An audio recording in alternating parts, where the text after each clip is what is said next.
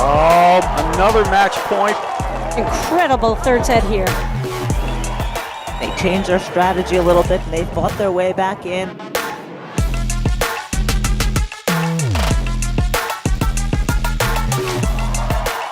There it is. Game, set, and match.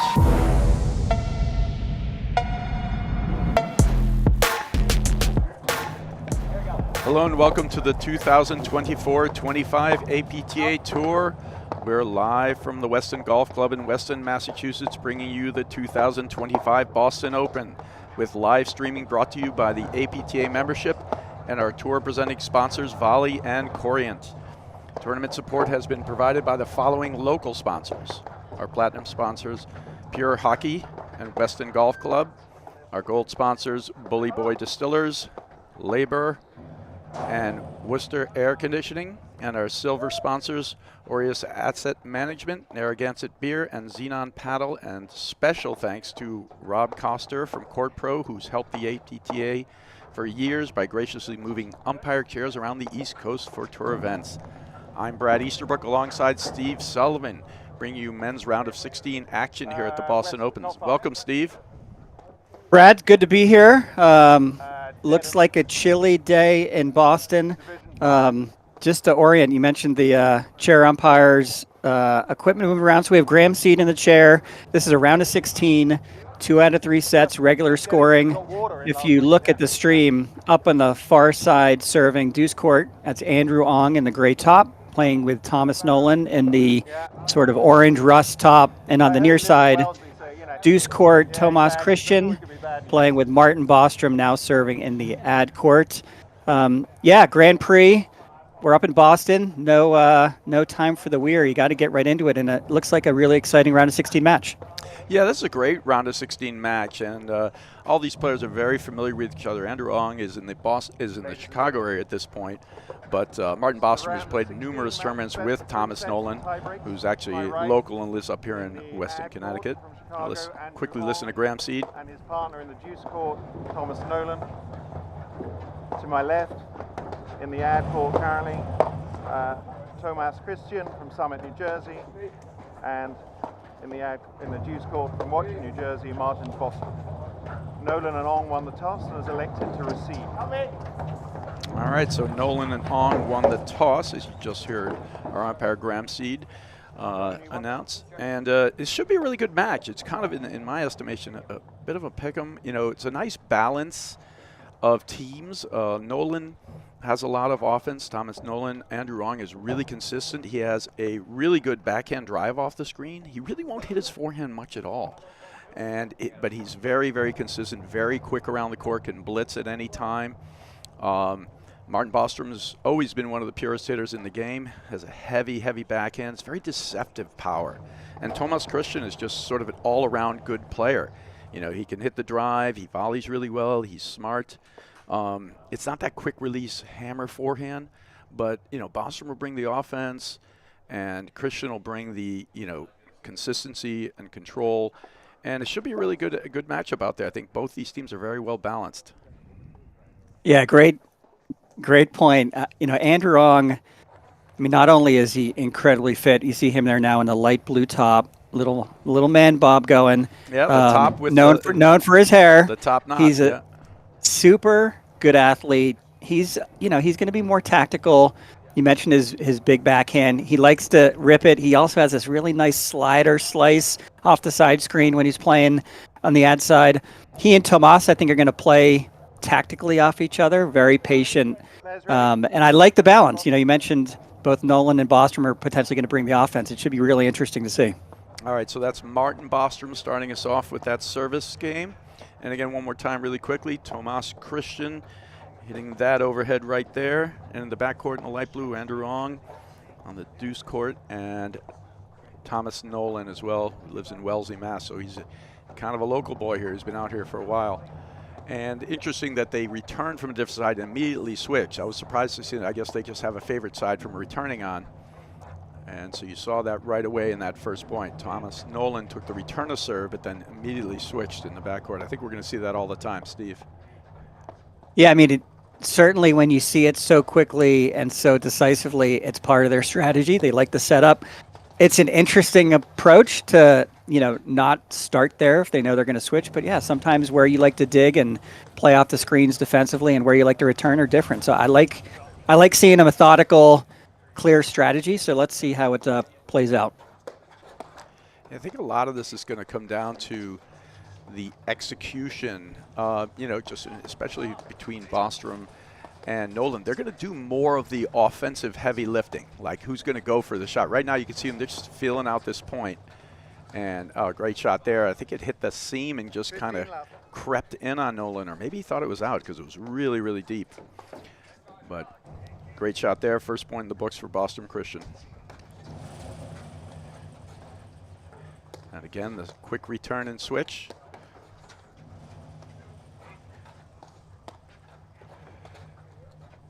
So interestingly, that switch, we talked in the intro about Andrew Ong's got the backhand. Sometimes you like it off the side screen, that really sort of uncoiling of a backhand, but they put his backhand in the middle. That is certainly his offensive side, but maybe they're sort of setting us up that Thomas Nolan's going to be the guy to go. Yeah, I think, Andrew Ong can rip it, but he primarily just hits it off the screen. He doesn't really hit it, Yeah. and Andrew Ong doesn't, he's not going to bring firepower. He's going to bring tactical drives that move the ball low and that make you stretch, and then he'll follow it up with a blitz and other things. But he's not sticking it at you, and if they don't give him one off the screen, he'll just keep going all day lobbing the ball.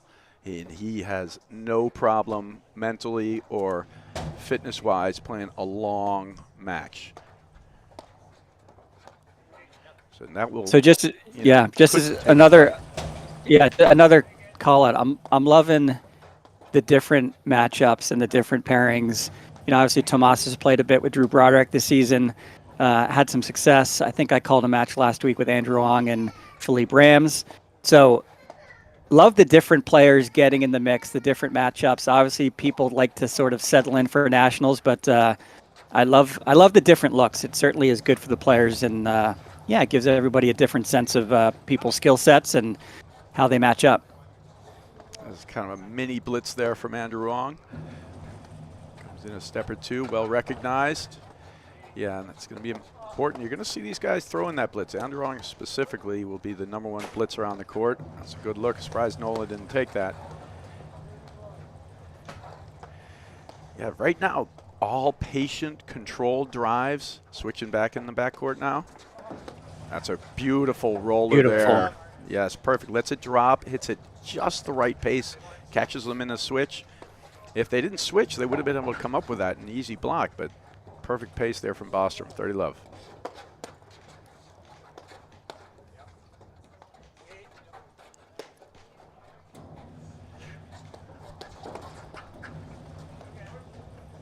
So no switch on this point. Third point, there you go.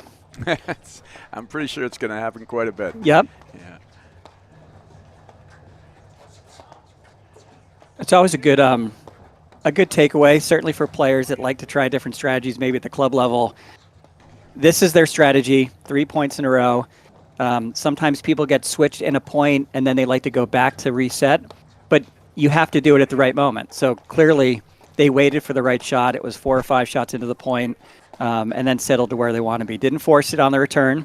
So I like just the sort of the smartness of, we're going to do it, but we're going to do it on our terms.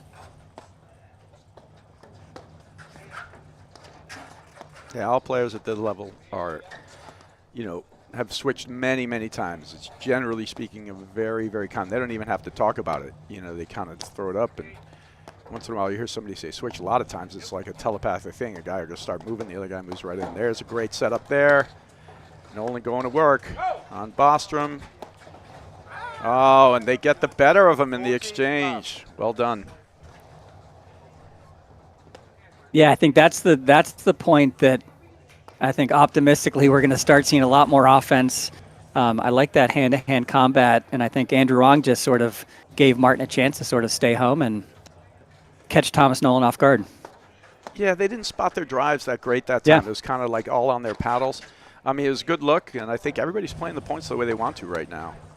You know, measured offense. And again, right into the paddle and perfect positioning there from Christian.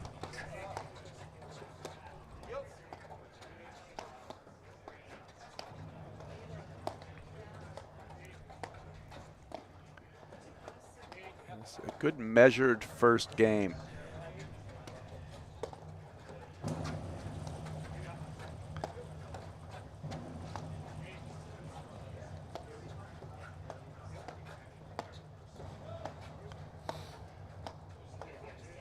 Yeah, you mentioned earlier, Brad, this is the second match of the day. These guys are warm and completely right. It's not the fourth match of the day. It's thankfully not going to be a fifth match of the day, but yeah, they're warm. They're playing this game like it's 4-all in the third set. Very methodical, very patient. So yeah, both teams had a relatively easy first round. Nolan and Ong beat Bubnik and Chaffee, 1-love, and Bostrom Christian beat Yamasato and Zerbib 2-2. So sort of like the perfect warm up for a nice competitive match, and really methodical first game. Yeah, it was actually, I think, well played and well designed by both teams, and I think Nolan and Ong took the right opportunities. They just didn't really execute and replace the balls like off their hip. They kind of hit a bunch of balls right into the volley zones of Broderick and Christian. They hit a lot of off-pace drives too, and Broderick and Christian will hang off the net. You're not going to see them do that kind of thing where they get really close and hit the drop volley. And Andrew Ong, to some degree, invites you to drop him because he is so quick. So the off-pace drive will be available to them in this match. Some teams, you got to be very careful using it. Good move, get right on top of it. You mentioned Andrew Ong is likely going to be the most active person blitzing. That up and down, he has a sense. You know, he's almost a step inside the court, waiting for it before it's even struck. So that's the move I think we're going to see, where he really looks to put pressure on the other team.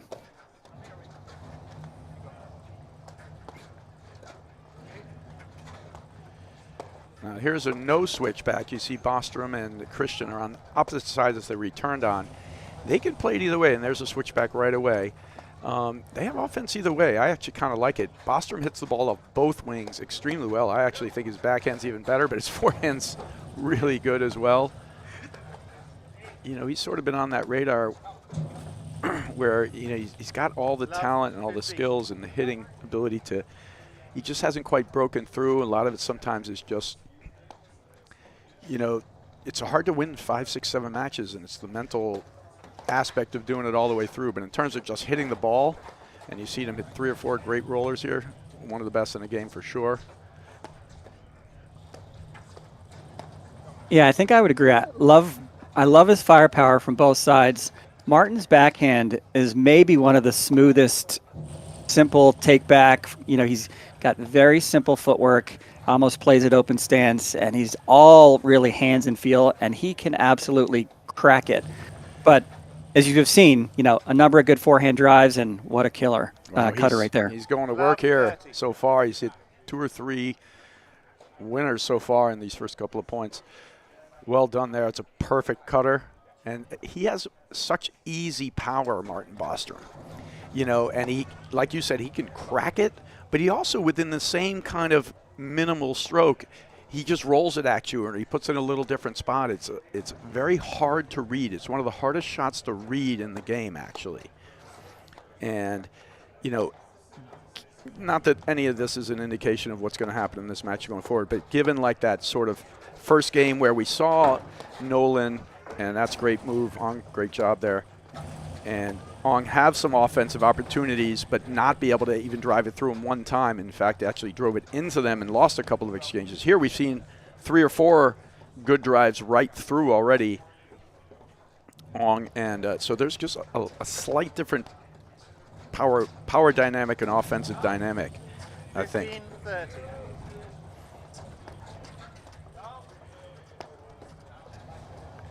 I mean, that's one of the first points for Nolan and Ong. I think the last game Yeah, it is was, the first was love. point. It is the first point. Right. I wasn't sure if it was the second, but that's the first of, 9 points, 10 points, or 7 points. Like, yeah, this is it feels very slow and methodical, but yeah, they've had a number of transitions in this game.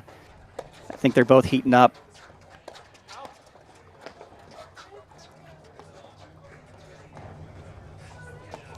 There's a switch in the backcourt, just giving them different looks. They can play this way well. Oh, Bostrom takes the swing there. It's a good look, just misses it. 30 all. And this is what it's just going to come down to. You know, when Bostrom and Christian are making their drives, they're going to put a ton of pressure on you. But they won 2 really good points, took the net, hit a cut finish on the point before there. They just missed 2 drives. That's wide. 40-30. So 1 point leads to 3 points, so game point.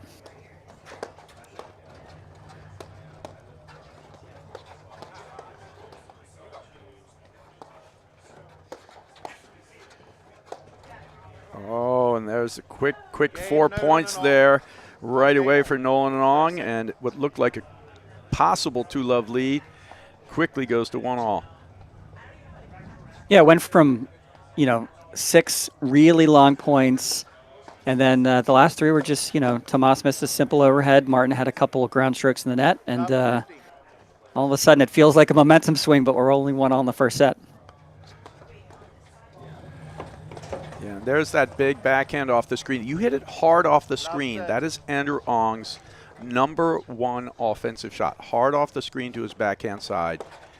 And that's 3 just huge returns in a row from Ong and Nolan. And we talked about them winning 1 point in a row, and they've just won 7 in a row. So they lost the first 6, so we got a little swing in momentum here. And now they've won 7 in a row. And 3 of them are just monster returns in this game.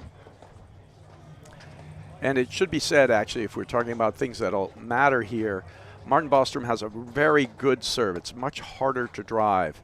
Christian's got a really good volleyer, but his serve is more drivable, and they certainly heated up with some big ones there in this game.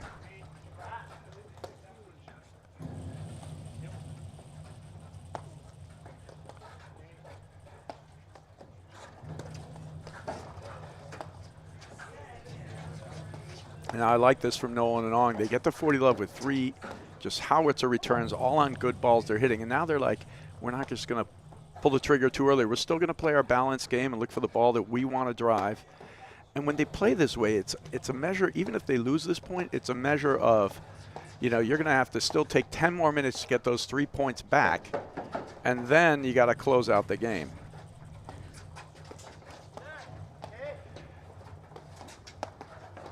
And that's sort of what that consistent strategy does.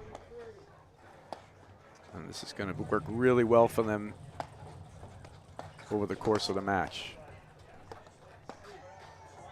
Yeah, it certainly is not, this pace of play is not going to phase Tomas Christian, but to your point, it makes if the other team feels like they have to work so hard to win a point, those unforced errors, they become painful, and it's a mental game.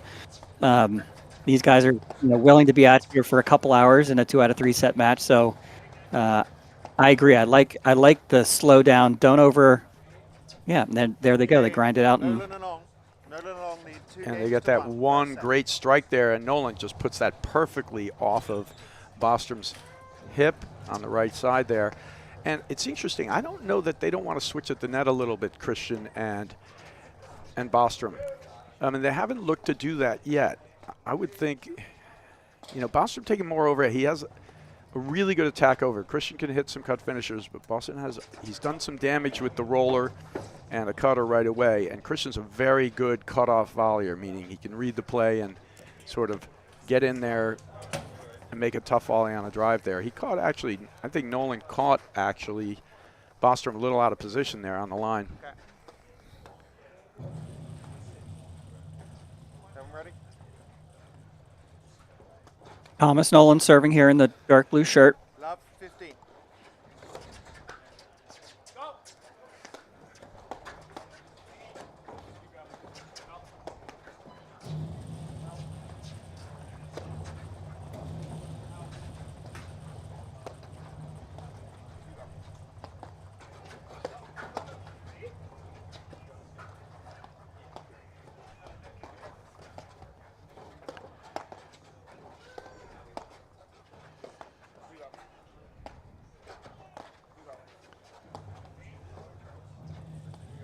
The backcourt.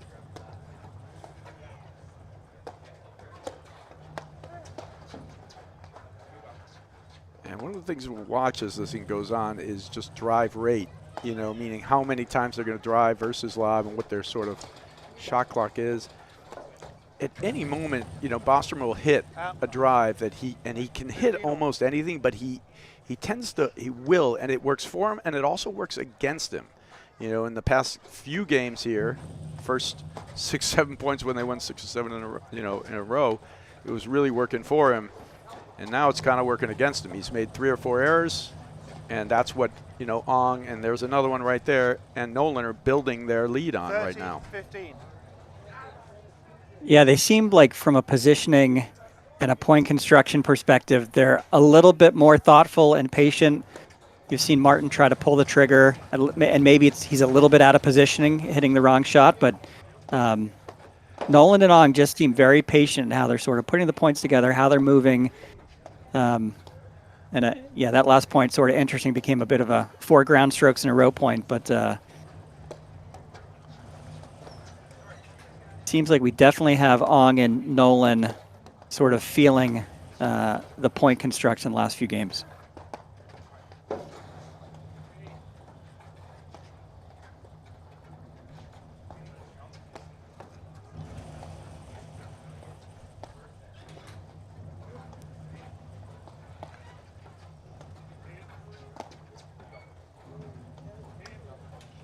So it's interesting, 40 degrees it looks like in Boston, feels like 27 with some wind. It looks like the white spots on the court are, I think they're getting a little bit bigger since the first game. So, you know, you see Andrew Ong in a t-shirt. It's definitely comfortable paddle weather, but maybe some weather coming into Boston today. So let's there may be some watch rain, that. Steve, coming in. You know, it's not supposed to like this torrential downpour, but it's supposed to get some possible rain in there. But it's very comfortable, no sun. Paddle players take this all day long. There's really no wind, no element. It feels like Andrew Ong just going to wear a t-shirt in probably any weather. The guy he runs hot, you know, and, you know, I think it's going to be like, you know, it's got to be under 10. It's got to be for Andrew Ong not to be in a t-shirt. And he's also just constantly busy. You know, a lot of guys will take some points off, meaning, you know, you hit a lob and you just kind of hang around. You're going to hit 2 more and you're going to conserve a little energy. He doesn't take that many moments off at all. He's a little bit of a coiled spring. He's ready to go, ready to move. And it's one of his strengths, actually. So fit. Yeah, we called a match when he played with Philippe Rams last week, and Guy Moore and I were commenting his center of gravity is just really low. So you mentioned he's a bit on a spring, but his legs are always loaded. He's sort of always actively thinking about where to move, whether he's moving or not. So, yeah, you're right. He's physically super engaged. That's a good dig. Oh, not quite. Couldn't come up with the goods. Nice development of that point there. A couple of good spotted drives. And then 2 weak lobs and good attacking overheads. All right, so 30 all. Oh, good move from Christian. Can't come up with the drive. A little long, and they're doing a good job. Nolan, you see, he's staying back on at least 50% of these. He's letting these guys tee it up, and he's like, I don't want anything to do with that first ball. Come take the net if you want.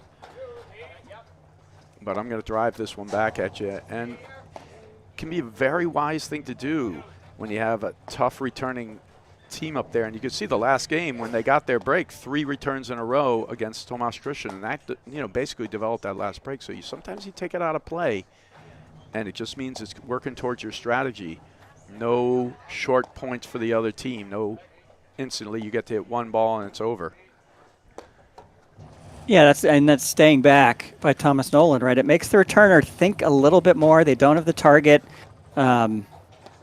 You know, sometimes they rethink, you know, how hard they're going to return it. They get more a little tactical than being aggressive. So certainly it makes a lot of sense, at least to make the other team think about, yeah, where they're going to put that return.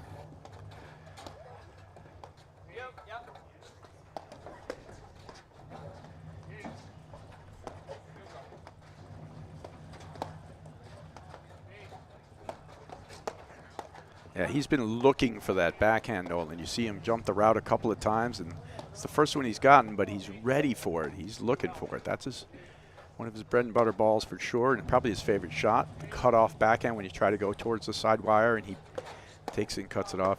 Obviously hit the forehand too, but this, that he can cut off on this side, that's his favorite. Switch at the backcourt, I love that. It's also just a smart positioning play, meaning Nolan is coming so far to the other side of the court, just switch, he doesn't have to go back now. Yep. I think this down the road is going to work really well for them, but we'll see, is the off-pace drives, Steve. You know, because there's no reason they can't hit them. They're not going to close in and hit drop volleys, you know, Bostrom and Christian. So they can get away with those things all day. And it just gives them another avenue to just sort of work on them almost mentally. Push, like a jab in boxing, right? Push them back a little with the lob, pull them in with an off-pace drive, push them back, pull them in, we're not going to miss. Yeah, I think 3 of Thomas Nolan's drives in the last point have been probably a 60-70% pace.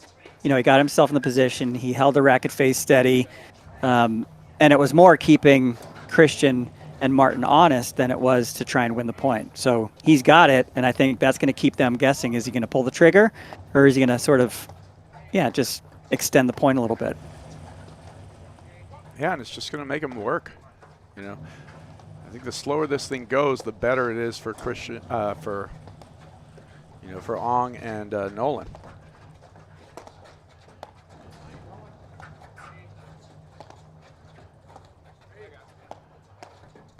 See, there it is. Like he's just like the same motion, and he's pushing a ball up, and they sort of pushing this little half-pace drive.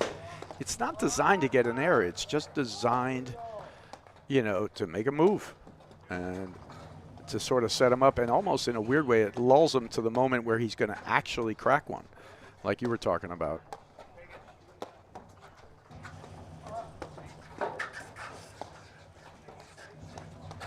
And that's a good read there. That time Christian reading the drive. You see how close he got?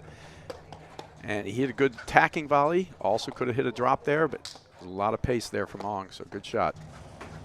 Yeah, that's the backhand. You know, we mentioned he likes to sort of turn and hit over his two-handed backhand, but Andrew Ong has this sort of sliding that ball. It's kind of like it's not a push, it's not a slice. He hits over it a little bit, but it keeps. He can put it anywhere. I've seen him kind of catch people down the line, just totally looking to make that move that Tomas made on the last one. It's a very versatile shot, and he can hit the two-handed backhand. So that's one of the sneaky sort of plays that Andrew Ong brings to the game. Oh, good move. Here he comes. And he sticks it at him. That was a perfect point. Game. Nolan Ong lead 3-1, first set. Yeah, great job there from Nolan, and a really well-designed point. You know, it's the one hard shot they hit in the entire point, Steve. But it's on the right ball. He hits another one low, and it actually gets under the net. So very tough volley there from Christian. And then he sticks that one.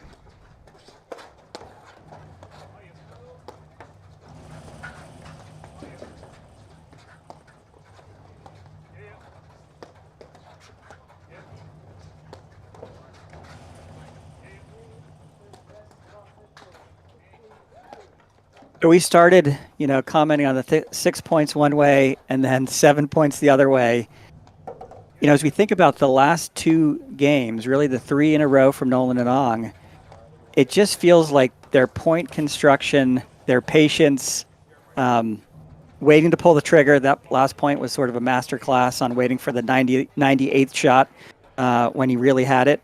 But I haven't yet really seen the consistent Christian Bostrom point that's going to give them a string of momentum. Right. Yeah. No, in fact when they got the first 6, they made some great volleys. The other guys took their shots, but now they're picking their spots better and they're working them off the net. And that whole point was set up again by another low drive, not a hard drive, but a low drive from Nolan. And then Ong gets to go in and clean up the harder ball, and he puts it right off their hips. And it was a great shot, but they won points. They hit like a cut winner. They hit a roller in there.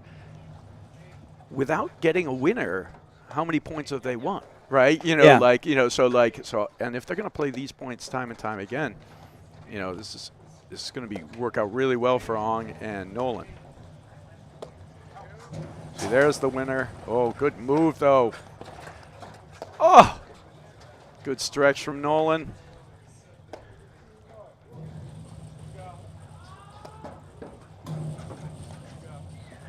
Snapping some rollers in there.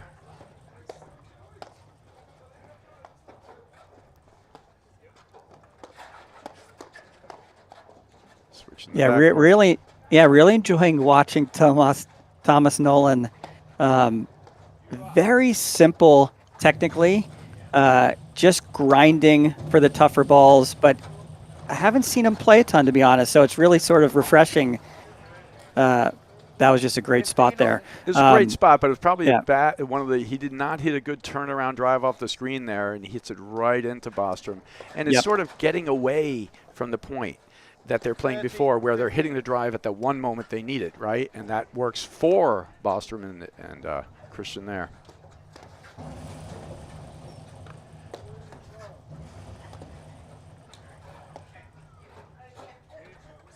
That's so good. He's holding it, and there's, again, just that little off-pace push drive. And in some ways, it actually baits them into thinking, all right, you want to go ahead and do something with it, because it feels like a ball you could do something with, but you try it, you miss, and he's ready anyway.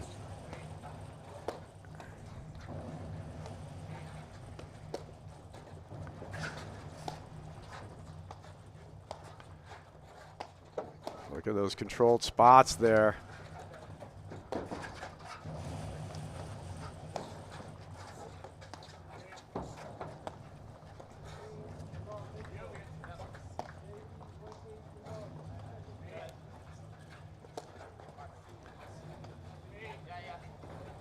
He's coming.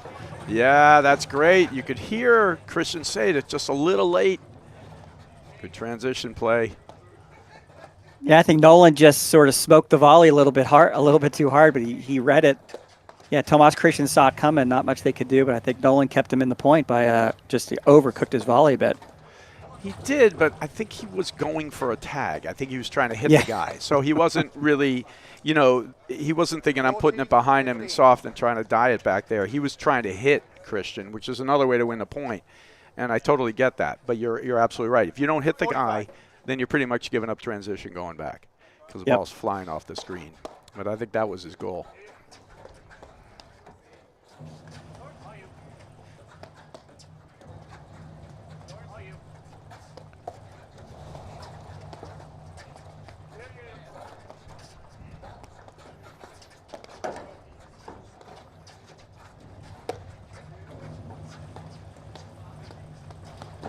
Oh, smart lob volley there from Bostrom. He's got no chance. He's off the net, and he's got to hit up to the players. So hit it high and just get out of there. You're at a disadvantage.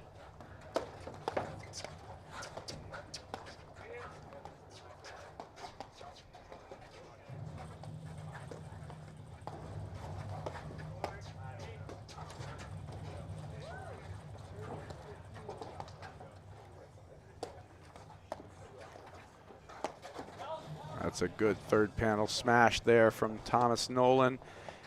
Bounces it over Christian.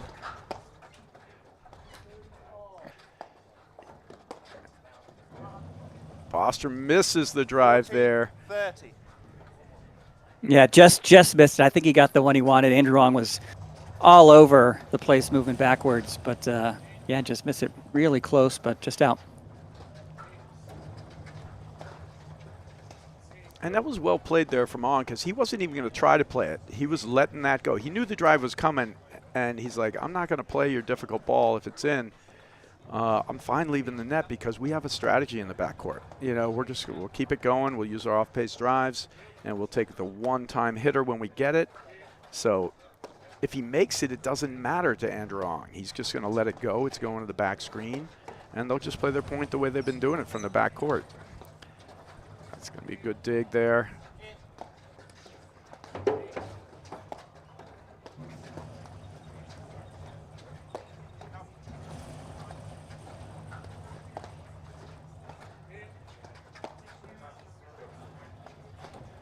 Oh, he goes the Yeah, turnaround Bostrom drive, and trying to be a little Christian. sneaky there. Nolan and Ong lead 3-2 in the first All set. right, how about some of our great sponsors, Steve?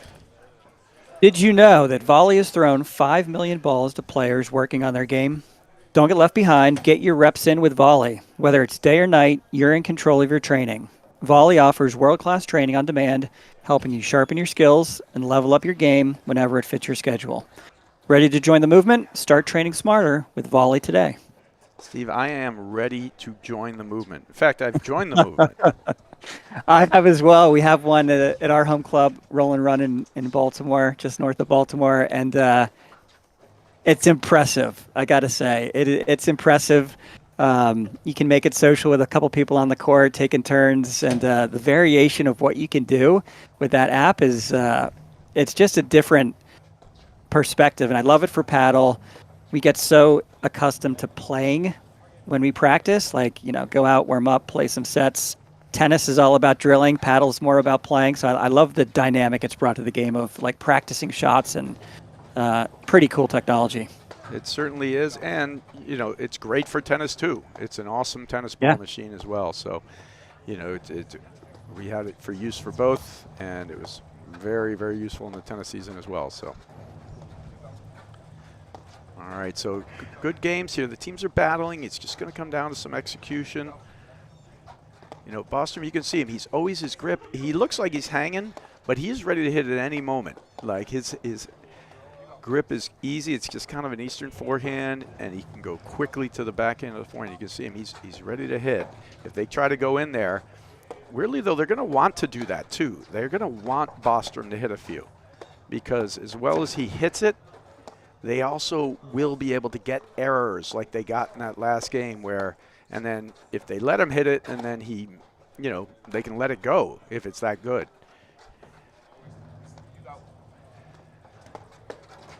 Yeah, I think it was a really important game for Bostrom and Christian. The momentum swung really quickly. We mentioned how methodical the point construction with Ong and Nolan had been. So maybe wasn't the hardest game won. I think they got a couple errors on the other side of that, but I think it was a really important just to sort of slow down the momentum, potentially give them a little bit of confidence back. This game's, to me, going to be pretty telling on which team sort of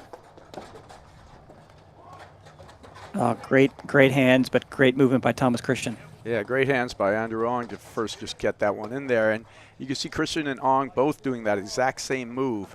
They hit a quick kind of lower lob up there where the player's got to hit it higher in his contact zone. When they know he has to hit it higher in his contact zone, he's got two options. He's either pushing it back up or he's slamming it back down. There's really hard to hit like a long, deep ball on that type of overhead. So they press right forward right away. If you push it up, they get it out of the air. If you slam it down, it bounces up into them, and they take it on the rise. So we're going to see that play a lot, and it's a very, very useful play. And part of it's designed with the lob you hit. You don't want to hit like a higher lob. You actually want to hit one kind of like medium, quicker lob, and then you move in forward right away. So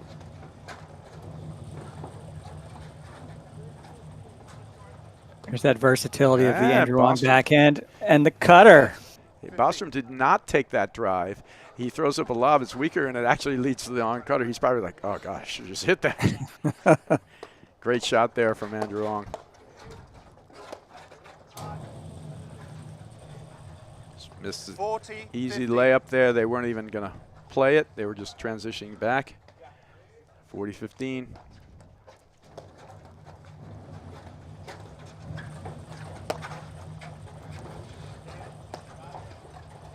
Oh, good moves. He's hanging in. Can he? No, not that time. 40, 30. That was great play from Christian. The attack, he reads the screen drive from Ong, hits an offensive volley, and then just doesn't let him get off the mat. A couple of spin overheads. He's coming at you with the drive there. Oh, little break.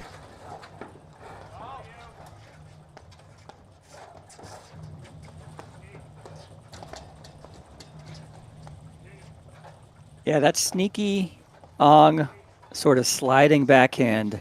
I think Christian's been picking up on it really well. Martin sort of stayed home there. Got a little benefit from the let court, but Yeah, Andrew Wrong's going to chase down just about any ball you give him, so not surprised he picked that one up.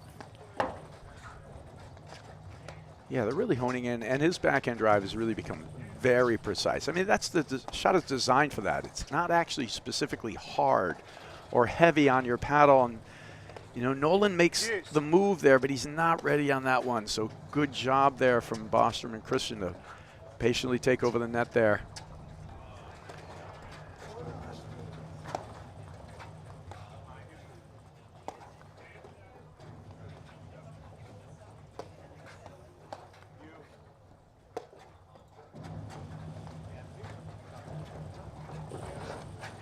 That was a terrific cross-court lob there from Christian. Here comes the blitz. Well called, the coming, and you could see Christian hold his paddle and then push the ball out a little. Perfectly paced right down at Ong's feet. Didn't give him anything to work with. Actually surprised Ong even though it was slow. So break point here. Bostrom thumps it. They take the net. And that is just a perfect roller. 3 games all. So great job, 40-15 down, I think, Steve, and they come back to win that one with some great shot making. Yeah, as soon as we sort of say we're not sure where Bostrom and Christian are going to consistently win points from, they rattle off 2 games. They play better paddle. Certainly it's making shots. A couple, like in the last one, Martin rips the forehand, gives him a transition. So not surprised, but it's nice to see the sort of the comeback here by Bostrom and Christian. I mean, yeah, at any moment, I mean, to me, this match is just a very close match. Whoever executes better, I mean, and when they went down, you know, it ended up being, the break happened with 3 great returns there from Ong and Nolan, and that sort of set up that game. But and when they went down, they just started. You know, Bostrom missed 2 or 3 drives. Here he makes them. If he executes, and if they execute, you know, it's just going to come down to that. But it's a very well balanced match.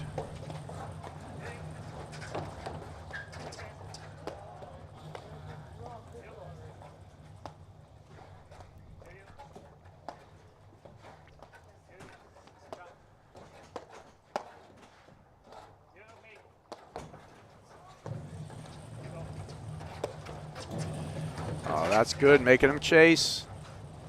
And Ron, great dig. That's going to get hit. Well spotted.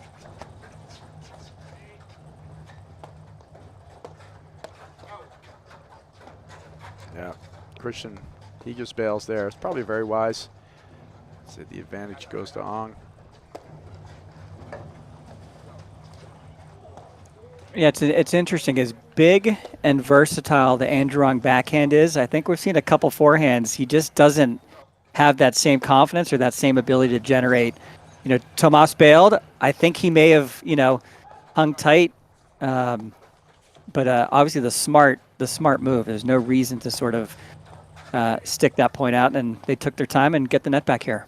Yeah, great job there from Christian. He's finding some rhythm with some off-pace shots now. He's mixing up his moves. That was a great off-pace forehand. It was actually designed that way. He kind of rolled it up there. It wasn't difficult, but it had the impression that the ball was going a little high. Used to him hitting it harder. And Ong has let a couple balls go, but that one was like he just took the pace off it.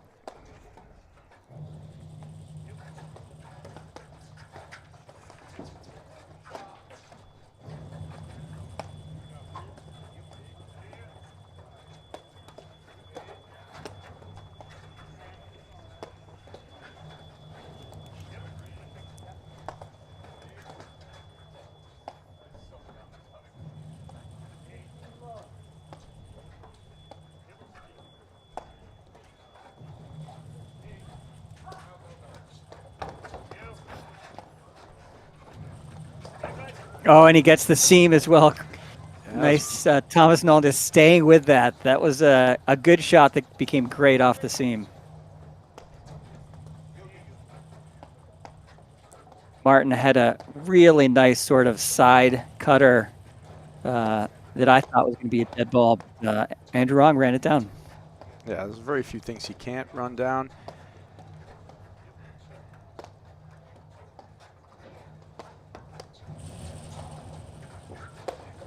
Starting to good combinations here. Well played there from Nolan. He ran him nicely there, and that time Christian elects to stay in. That was the first point. Yeah, I like the play. I think he's reading off, several shots earlier. That sort of big swing and ground stroke to move them forward. I think Martin just sort of misplaced it. Maybe it was a little too high. Tomas maybe expected something a little different, but I like the play. The court, I'm hearing the feet. It seems like it's a little bit slick.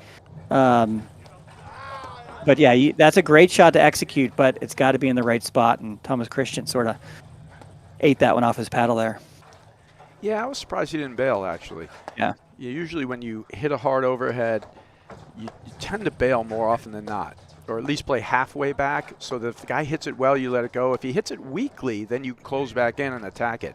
But he actually stayed well inside the service box, and that's usually not the play. And there's Ong again with that great move. He's seeing Bostrom, too. He's reading where he's hitting it. If he's hitting it high, he's going to move in.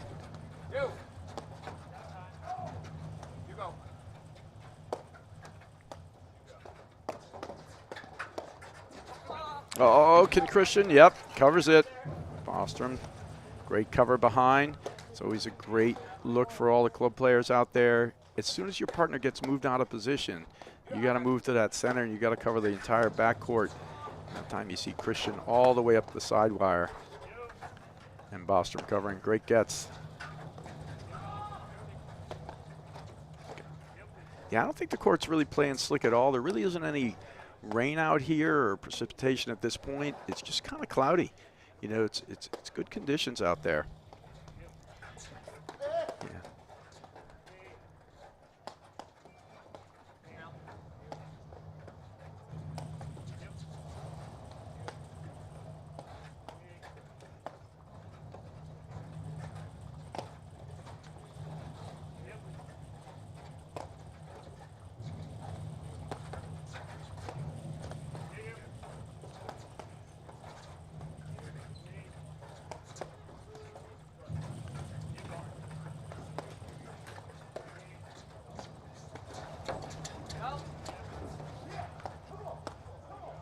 There we go. Now they're settling into the rhythm they want. These slower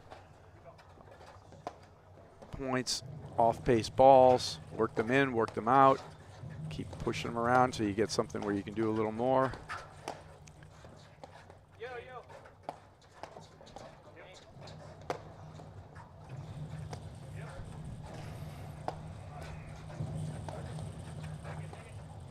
I don't know about you, Steve, but the tour has been amazing all year. 19 live streamed events, and when we get to this point in Boston, it's kind of really heating up. Like, this is a huge tournament. Everybody's setting the run for nationals. Nationals this year are going to be March 6th through March 8th. It's a little different. It's a Thursday through Saturday event, and the finals are going to be on Saturday night. And Sunday is going to be used just as a day in case there's bad weather. So they'll reschedule if there's bad weather to the Sunday. So it's not your typical nationals. A little different this year. Yeah, I'd like to set up. I think they'll have a big draw. They're also going to have a challenger draw this year, which I think is great. It extends the festival-like environment of nationals, gets more teams involved. These events, from a spectator perspective, and not only the investment by the sponsors, but the clubs that put on these events. Saturday night's a huge night. It's super social. We've seen DJs, we've seen bands, tents, lots of food. So I love the concept of making the main event Saturday night if it works. Obviously, Nationals is a lot of paddle. Sunday's there if you need it, but sometimes we have this dynamic where Sunday's a little less attended. It's early, it's cold, so I love the setup, right? If weather holds, the Saturday night finals is going to just be a huge night. It's going to be a huge party is what it's going to be, with incredible play out there. So 3 games in a row now from Bostrom and Christian. They're getting a little more focused in, a little more active at the net. You can see them. They've cut off a few volleys and just working a little better. And there's just been a subtle slip in the Nolan and Ong execution, and pull the trigger on a few just mistaken balls there, and it's really this match is so close that it's just going to come down to 1 or 2 points like that. Good points. Yeah, I think it's going to be tight. I would say Thomas Nolan started off hot, really, really solid. He felt like he was in control and maybe very involved in the, second, third, fourth games. And he seems to have quieted down. Christian and Bostrom have sort of locked it in a little bit. I like, Brad, you talking about Christian sort of controlling the points with a lot of soft sort of push volleys, soft overheads. It seems a lot more surgical. But yeah, this is this I like the term. This is sort of a pick 'em. This is going to, wherever the execution comes, is probably going to be the team that ekes this one out. So nice comeback here. Ooh, and that's something to watch sometimes. I mean, Bostrom there, that was an uncharacteristic. That was like bottom of the net. But when these things happen, they can come in streaks. That's a good sign he makes that next one. That kind of a real layup. Oh, he's going to stump that. Bostrom put it right in his wheelhouse. He was trying to cut that into the side screen. He cut it right into the forehand. And, of course, this is the ramifications. They lose the net, but well transitioned back.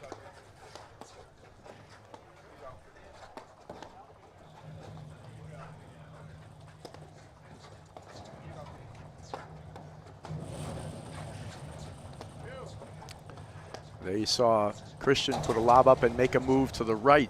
There's a lot of that guessing game that goes off. And there you go, Nolan, just the roller. This is going to be important. Where you throw up a lob and you choose your spot where you think the ball might go and you start to break for it. And if you're right, and it's sometimes just cat and mouse, a little bit of a guessing game. But that's a good one. Deep. I like those balls deep and spinning into Bostrom. Make him move.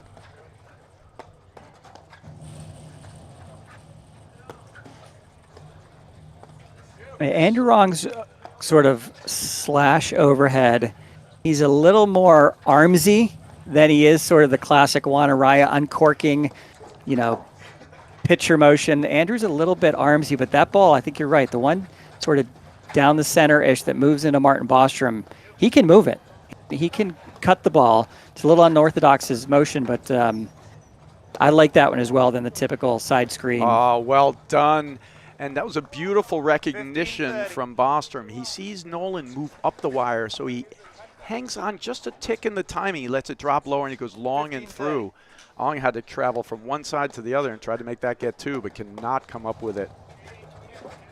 Yeah, they're starting to heat up a little here. This would be really good for like Ong and Nolan to slow this down and play that perfect points that they did for a little bit there. Off-base drive, off-pace drive. What's happening, though, is Bostrom and Christian getting a little more active at the net. They're not like they're trying to start to read the situation when the off-base drives come in. And now they're getting Nolan moving and missing. 15-40. Yeah, he was looking for it. Nolan was looking for it early in the match. He was very selective when he pulled the trigger. The past few he's tried, it feels like he's forcing it just a little bit. Maybe he's, this is always the challenge. Do you press defensively or do you press offensively when you feel like you've lost momentum? And I think he's lost his, feel on when the right time is. It's certainly too early in the point. Yeah, and yeah, I think what you mean by press, because you never really want to press in anything, but right. You just mean should he just dial it back now, play that defense and take the one ball, as opposed to like now it's almost like he's getting out of sorts a little, right? Pulling the trigger, looking too soon in the points, not enough of a lob. We haven't softened him up enough, right? And he's made a few errors, yeah.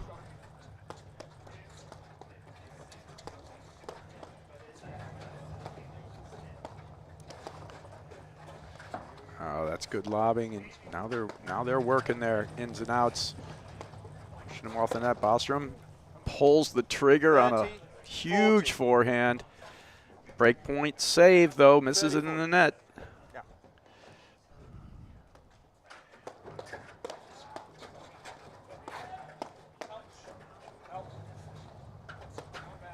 That was a good serve there from Thomas Nolan. He pulled it inside on Bostrom. He had to pull the return down the line that time, so On gets the volley, and they get to take the net this time.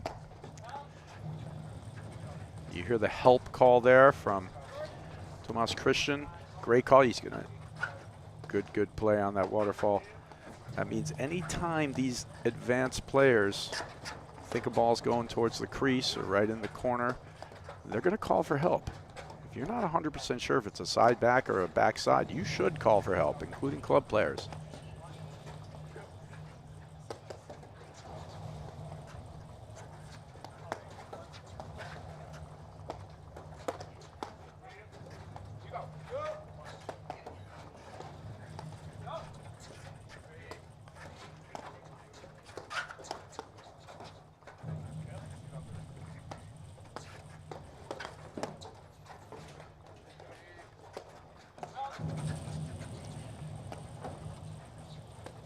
Oh, that's good waterfall. Great waterfall from Andrew Ong. Felt like a big point, so back to deuce. That was a huge point, Steve, yeah. And this is one of these deals where, you know, if I'm Christian and Bostrom, you can see Ong getting super active here. He's covering like 80% of that net. If they could find a way, you know,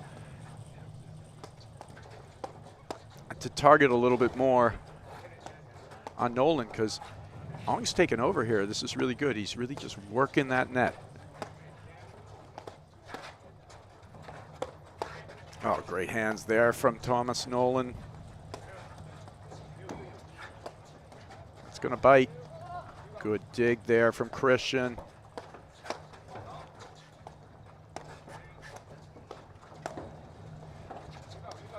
He is just working on. They're pushing him around. You can see him. He's going left. He's going right. He's coming back in. There it is. But he's up to the task. And yeah, we mentioned before how engaged in points he is. Well, now he's engaged, like participating in the point. He's not just, it feels like he's a little more consciously taking more of the court. I'm not sure if they've been communicating that, but this is a little bit of a different style than they started out with. Oh, Martin. Got to put that on the court. Well, he's missed 3 drives in the game. We said it before. It's just going to come down to execution. You know, do I think that was a bad hit? Do I think he doesn't have that shot? Of course not. He has it. He's got it. You know, he just missed it. And, you know, a lot of this will just come down to that. You know, are they going to execute these balls? And in the moments we've seen it right now, it's, as we said in the beginning, actually, you know, more of the offensive driving lifting will be done by Nolan and Bostrom to a degree, and when they're making them, they're doing better, and when they're missing them, they're losing a little. And you can see Ong has just been, he's rock solid. Christian too, and it's not the other guys have been bad by any means, but it's sort of like you're riding the wave of whether they're executing or pulling the trigger too soon or missing. Like that's a huge ball there, just sitting on that. And Ong is just doing a great job at the net here. You can see he's like, it's almost like he senses the moment, how big this moment is, and it really is. You know, they just had 2 points to go down. They were up 3-1. They're about to lose their 4th game around, and now you know, the game point here. So he is taking over the net. And that is a huge comeback in that game from Ong and Nolan, Steve. Huge. 40. They're down 40-15. You mentioned a couple mistakes by Martin Bostrom. Shots he had, just didn't execute. The game feels massive, right? To just sort of slow things down, keep it tight, go down 5-3 after, you know, a big swing of momentum, and it's almost like the set's half away from them. So really good effort. Thomas Nolan hit a couple very solid transition drives, didn't overhit it. It's a really good sign that he sort of played a good last few points. Here's a good look.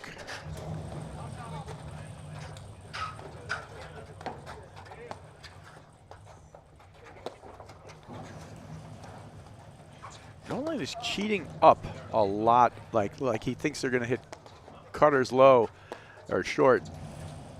I think they've only hit 1 short cutter.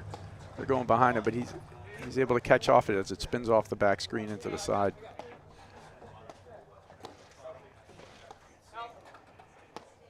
Yeah, Andrew Ong, you know, he's one of the most improved players in the last year and a half or so. He's just so solid, and he will play forever. Like, you know, he will just keep working and grinding. He is a tough out. You know, the spaces where he runs into it, is it not because of like he's, you know, not just working these points beautifully, and that's a rare miss there for him. It's more like he just can't hurt the other guys enough. Like if the backhand drive isn't working on the slider, if they're able to come in and hit a drop volley off it and read it, you know, but he's always in these matches. Here's a good move.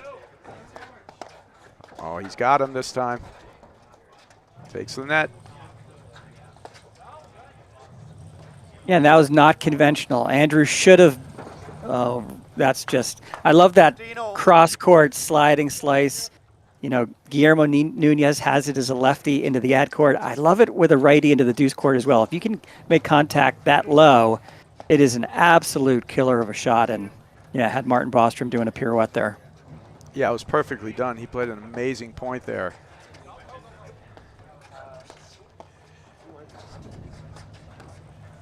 Ooh, this is that backhand drive. Generally speaking, very spot on. Top of the net that time.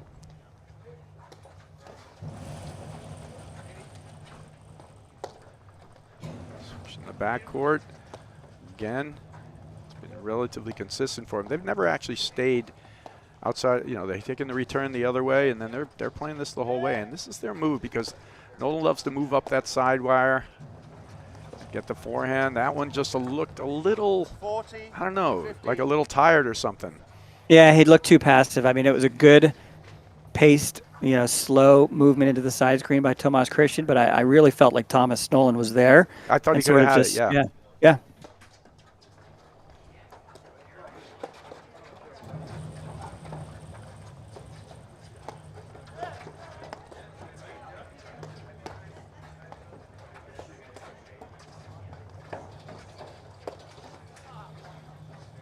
Switch in the backcourt there. Oh, he's carving him. Nice play. Good high lob there from Bostrom.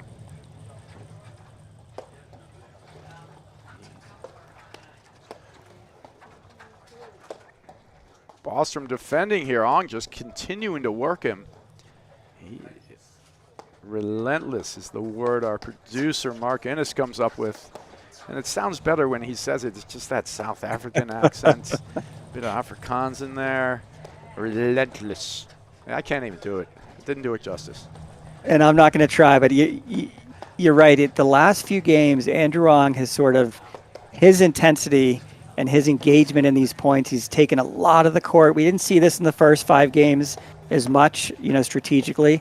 I love the drive off pace by Martin Bostrom. So slippery. And again, just, you can't tell where he's going to hit it. You really can't.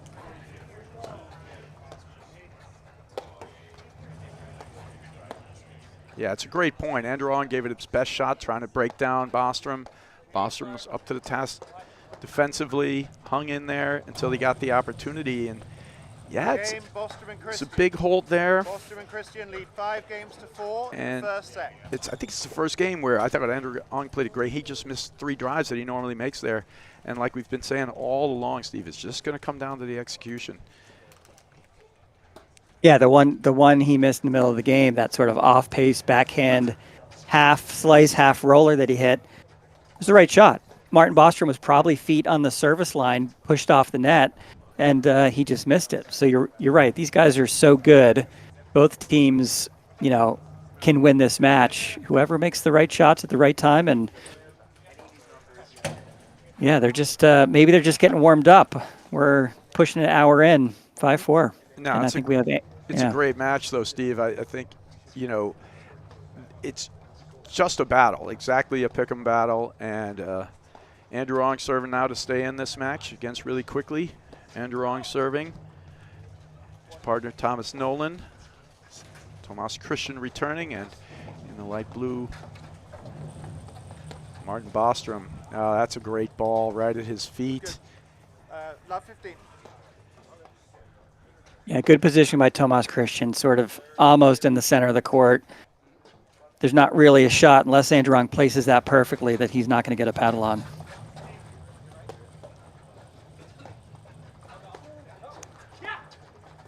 Going to get hit, cut off there by Bostrom.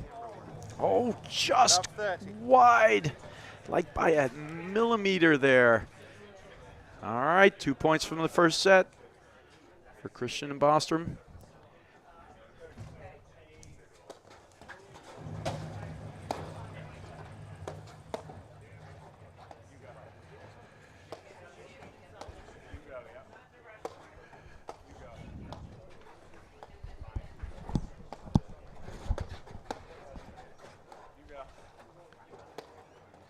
Oh, goodness, snap roller wide. Love 40. And it's just these little errors coming in batches.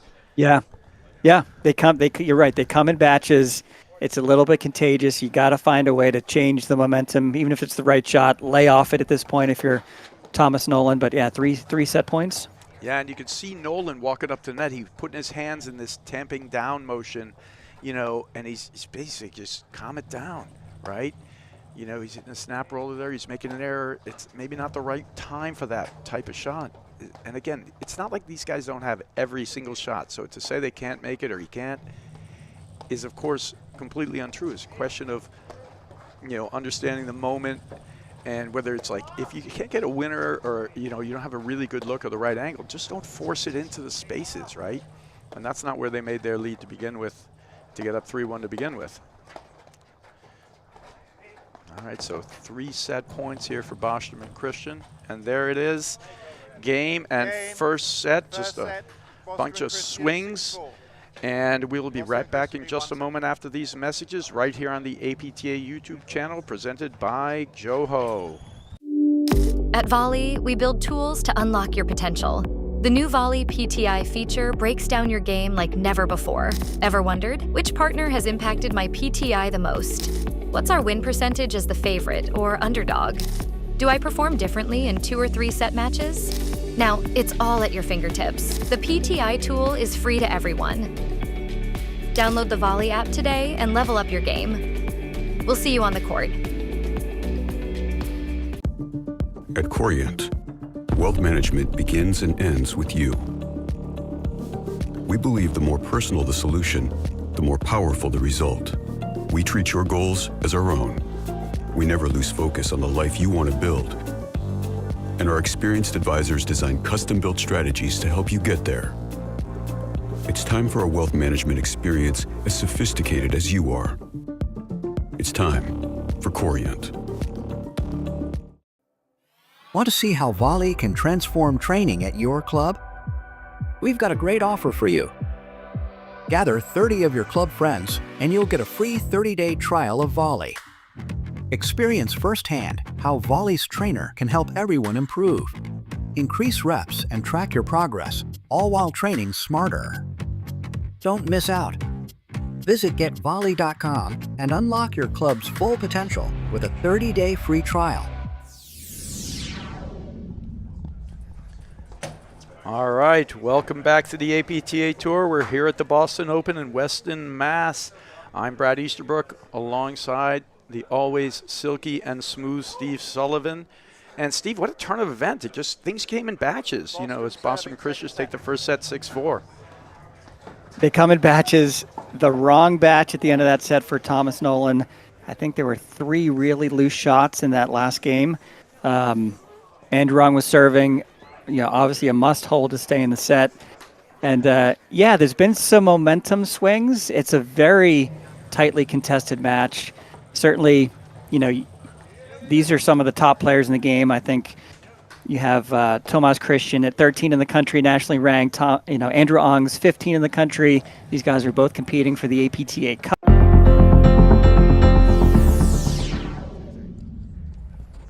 Oh, there was just... Sorry about that. Yeah, it's okay, Jake. Impromptu, Steve. Get back to your point. So it feels like there's been a lot of back and forth. At the end of the day, it's just a really hard-fought match. I think, Brad, you made the point in the first set. These guys have the shots. It's about execution. Perhaps it's about point construction. But I think the momentum swings have been, at one point there were a few loose shots by Martin Bostrom. I think I mentioned I finished the set with Thomas Nolan with a few loose shots. It was a great set. Andrew Ong certainly picked up his game at the end, started taking a little bit more control of the court. and Bostrom and Christian sort of settled in really nicely. So good set. Yeah, it was great, and it was interesting, and everybody just had their kind of moments, you know, where, and Christian's been pretty much rock solid the whole way through. Ong has been as well, but even that game before, like 7 out of the last 8 points that Bostrom and Christian won. In the game before, you know, the 5-4 game, you know, Ong missed 3 drives that he normally makes, so that was 3 of them. And then that last game, they just, you know, just a few errors there. And so they came in like 7 out of the last 8 points were just errors there from Ong and Nolan, and it was just a bad batch. And that's sort of how the matches sort of seesawed, you know. And but Bostrom and Christian, you know, just held on to the end there, and it was really good. And they got a little more intentional with their net play, didn't allow them to do as many of the, you know, those off-pace balls. They started to attack some balls. Yeah, I see. He's actually going for. Those you're guys right. are actually good friend. He's going for Bostrom there, and then he misses it and hits it long, and he goes, "The target is huge." And Bostrom's like, "I'm right here." He called it in the first set. He overcooked the volley. The reality is he didn't. He just missed his target, and that one he admits it. Yeah. Martin's the target, and slides it long. Yeah, and I'm not sure you're not wrong that he shouldn't have played it as an off-pace shot, or just, you know, you're probably right in both instances. You know, sometimes you go for the body, sometimes you go around him. It's tricky. You can clearly hit somebody, and it's a way to win a point, and it certainly wasn't a bad move, but doesn't get that one. Yeah, it doesn't get it, and sometimes you get lost in just the ultimate enjoyment of this game and the camaraderie and the funness, right? That this is a unique thing, getting into close contact, and yeah, obviously sometimes you can hit an opponent and it's awkwardly, you know, confrontational. This is fun, and I think Thomas Nolan's getting a little bit lost in the enjoyment of this match. But yeah, it's fun to watch.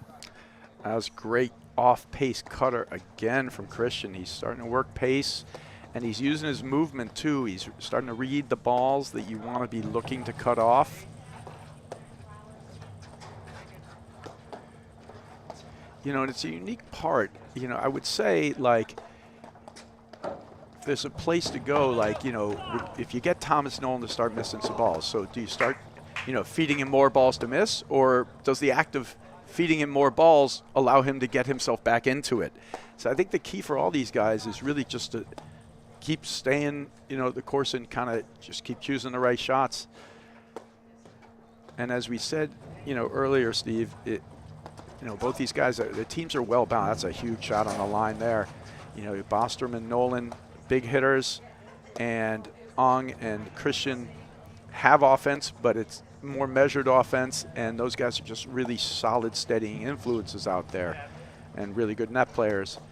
So the teams have balance. In fact, Bostrom and Nolan have played some tournaments together, and in some cases, that when they play together, and that might be the reason I haven't actually asked them that they didn't play together in this one, is they might have too much of a good thing, meaning they're both looking to hit too many balls, not as much, you know, sort of balance on the team. Yeah, Martin's loosening up, hitting probably 80-90% pace.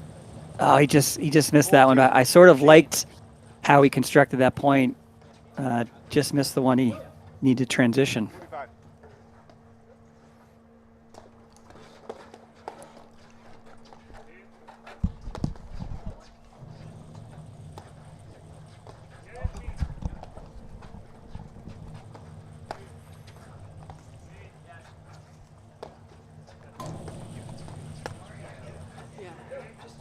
Just do 1 or 2 of them a time. Whenever you're ready.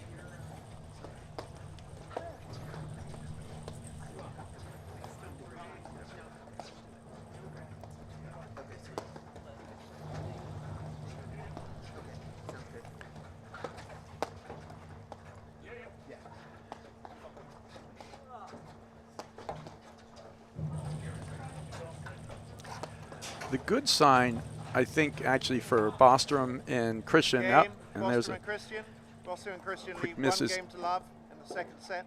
Yeah, they're getting some misses now from Nolan and Ong, and the way Ong and Nolan were constructing their points, Steve, with the kind of like that off-pace ball and then waiting for the one big one, they're starting to miss those shots. And that's a really good sign for Bostrom and Christian, because that was a kind of the base of what they were doing to sort of take control in the middle of that set. Yeah, it is amazing how nicely they sort of rallied off the second, third, and fourth games in that first set. Very confidently, very patiently, and when they had the shots, Thomas Nolan played very well at the beginning of the match, and they made him. You know, you repeat the same point. They executed really well, and it paid off. So now, you know, they're not doing a whole lot different. I don't think this is a change of strategy moment. They just need to figure out how to, you know, stay in the points a little bit longer, maybe be a little more selective on when they pull the trigger. And at the end of the day, either they're going to execute or, you know, they're going to, like there. Andrew's a little bit too active and left that shot open by Martin Bostrom. Well, that was a perfect combination of balls. He's doing that all the time. He's pushing that, and he's moving Ong way inside, and then Ong's going right back into the Bostrom forehand, which just opens him up for the wide drive. So it's a lob down the line, wide drive out. And Ong is so quick, he's been able to get a bunch of them, but eventually that's going to get to you.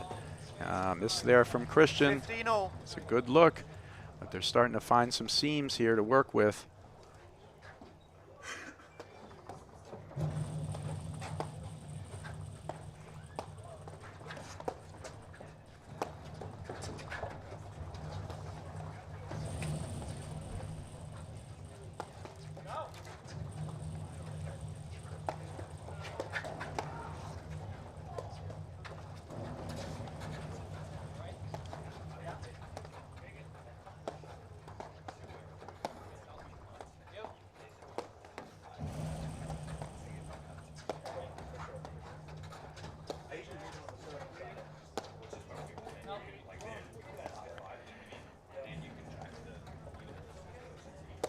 We mentioned earlier, so this is match 2. It's a 32 draw at the Boston Open. This is our 3rd Grand Prix of the season. The setup and the structure of the tournament, I believe, were 3 matches today, and then from the men's side, it's a men's semis and a men's final tomorrow morning. So, you know, obviously Andrew Ong can play all day, right? 3 matches is not an intimidating physical test. This is one of those matches that could set up as a 3-hour match. Let's see what happens in the next couple of games.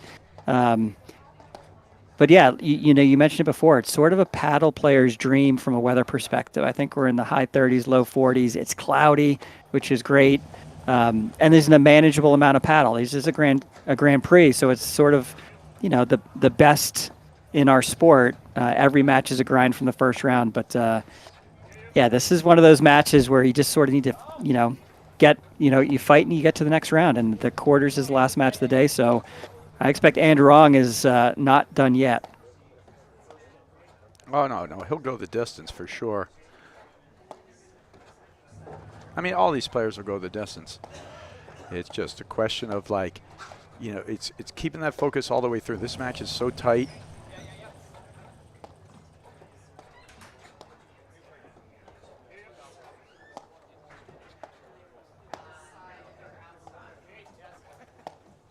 Yeah, super tight. I think as you look at the draw, we have, you know, today at, you know, the Weston Golf Club up in Boston.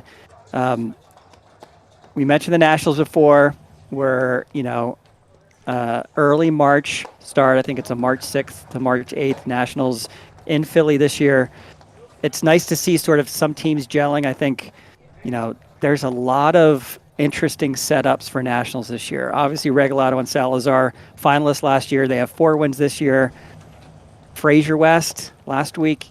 The Midwesterns, they won their 3rd tournament of the year. We have McNerney Morgan winning a couple times this year. Humphreys Osas Koenig have won, and they're back in it this weekend. I'm sort of liking the setup. It feels like, you know, obviously Durant and Mitchell playing in their local tournament, or that sort of legacy historical team that's always an option. But I'm liking the setup this year, Brad, for not knowing that there's clearly a one-sided Nationals coming. Oh, without a doubt, it's very open. I mean, clearly Regalado and Salazar have been the team to beat all year. You know, Nunez Powers just won their last tournament, And I feel like they're kind of like a second half team. At least I know, in some cases that's even how Powers thinks of it, like, gear it up, for get moving. And they love this event, so I know they'll be pumped up here too. So you're absolutely right. It is a wide open nationals. And then you had, of course, as great as Regalado and Salazar been, the match they lost this year is against Broderick and Christian, who will likely play nationals together. And that's just such a solid team. They had beaten them once before in the year, actually. But, so there's a lot out there, and there's a lot of different styles of play. And as we talked about in the beginning, that, nationals is heating up. It's sort of the march to nationals now. After this, we got the Ridgewood Open, next week. And then, in terms of Grand Prix, we got Short Hills coming up. And a whole balance. I think there's 4 more tournaments left. Yeah, we'll move into Pittsburgh, Indy, and then come back with Philly host the Nationals. That Thursday through Saturday event, starting Thursday, March 6th. So, it's an interesting setup. I think we're gonna, see some teams playing today in Boston. We also have Dennis and Friedrich playing, Durant and Mitchell, I believe, at the moment. Right, on the other streaming court, yep. Yeah. I mentioned Humphreys versus Koenig, Dabic, Pardo de Andrade.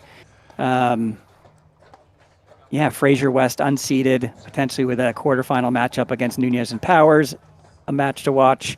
So, good. The season's shaping up really nicely.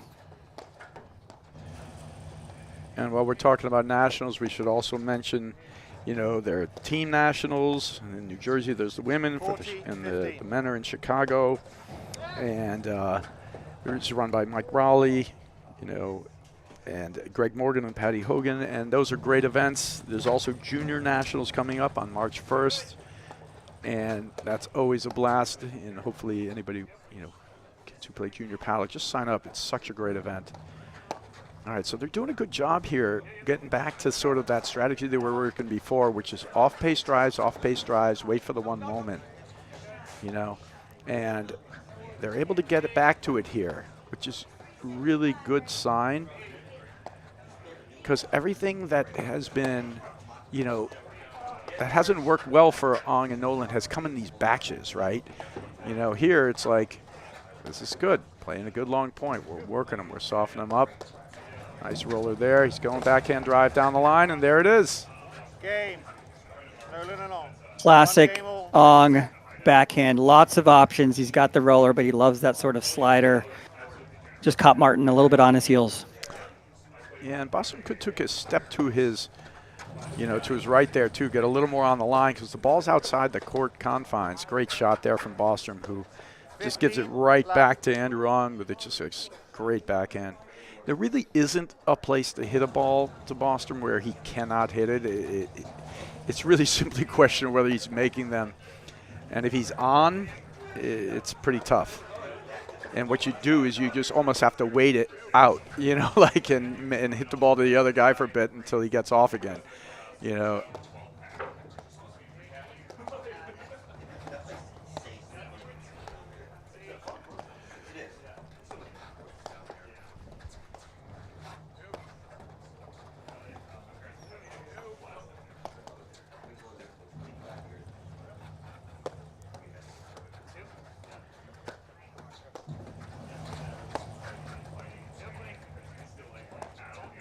What a great pickup lob there from Andrew Ong. And again, these points are getting back to the way they want them. The key, I think, for Ong and Nolan is to be able to just keep this the entire way through it, right?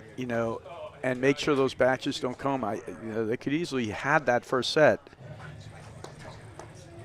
Yeah, it's 4-all. They won a, critical game after losing 3 in a row to get back to 4-all. And the return game, Andrew Ong made a couple errors, and then the service game by Andrew Ong, Thomas Nolan made a couple errors. So you're right. It's a mental game, and sometimes it's a grind, but you have to get back to, how do we want to construct the points? Let's wait till the 50th, 70th, 90th shot. If we have it, we have it. If we don't, let's just keep grinding. And yeah, if they pull it feels too like fast, a good, Yeah. It's not going to work for them. And if they get in those errors and batches, and the honest truth, if they can stay this way, it's also going to be more likely that they're going to get these batch errors from the other side, from Bostrom. If he has to play like 60, 70 points and you push him up and back, like 60, 70 balls, he's going to get antsy at some point. His nature is as a hitter and as a ball striker and as a person who attacks, even with the overheads. And the longer it goes, the harder it usually gets. And that is the tough part about paddle. Yeah, especially when, Martin has all the shots he mentioned. He's got all the talent, all the skills. Oh! Didn't believe it. Didn't believe it. He gives him the look. he turns around and goes, well, I didn't know that was going to happen. In my mind, I didn't see it going that way.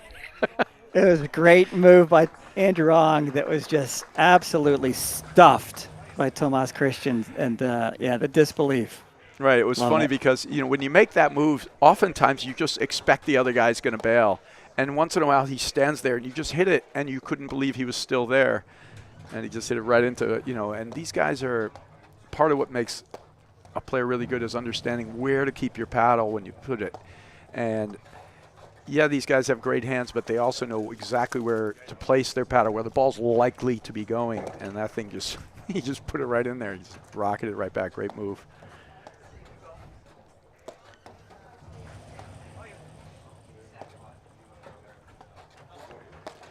And there you see the quick low lob again from Ong, and he's looking for the blitz on it. Oh. Martley retreating, Andrew Ong.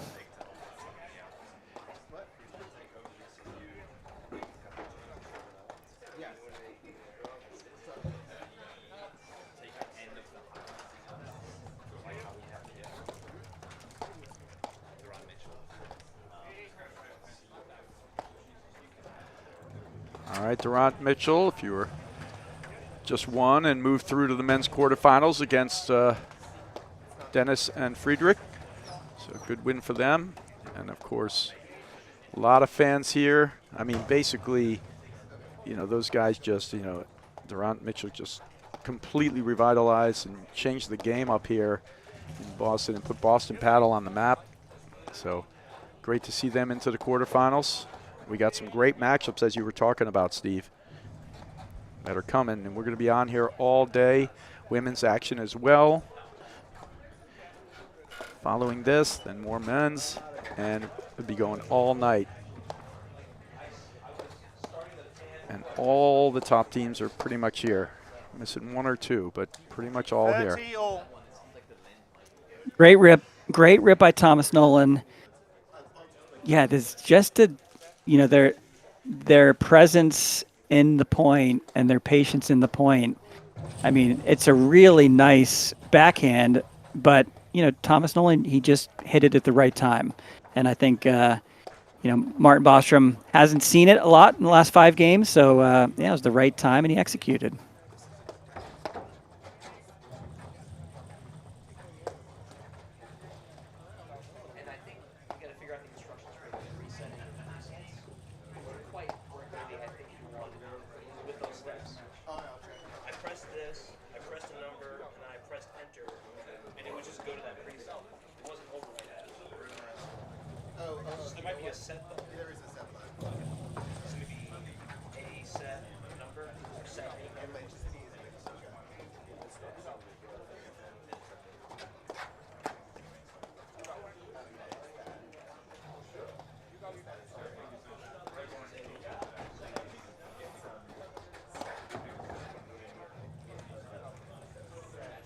Like that very methodical, two-handed sort of push that Thomas Nolan has. He uses it defensively, but also sometimes in the volleys, he likes, there it is again.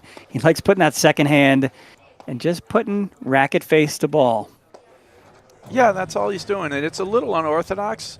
There have been some two-handed volleys doing there. So the move from Christian, actually, I think just flummoxed him. He didn't hit it that hard, but Christian's presence caused Ong to try to do a little more with that ball. Game point now for Tomas Christian and Martin Bostrom.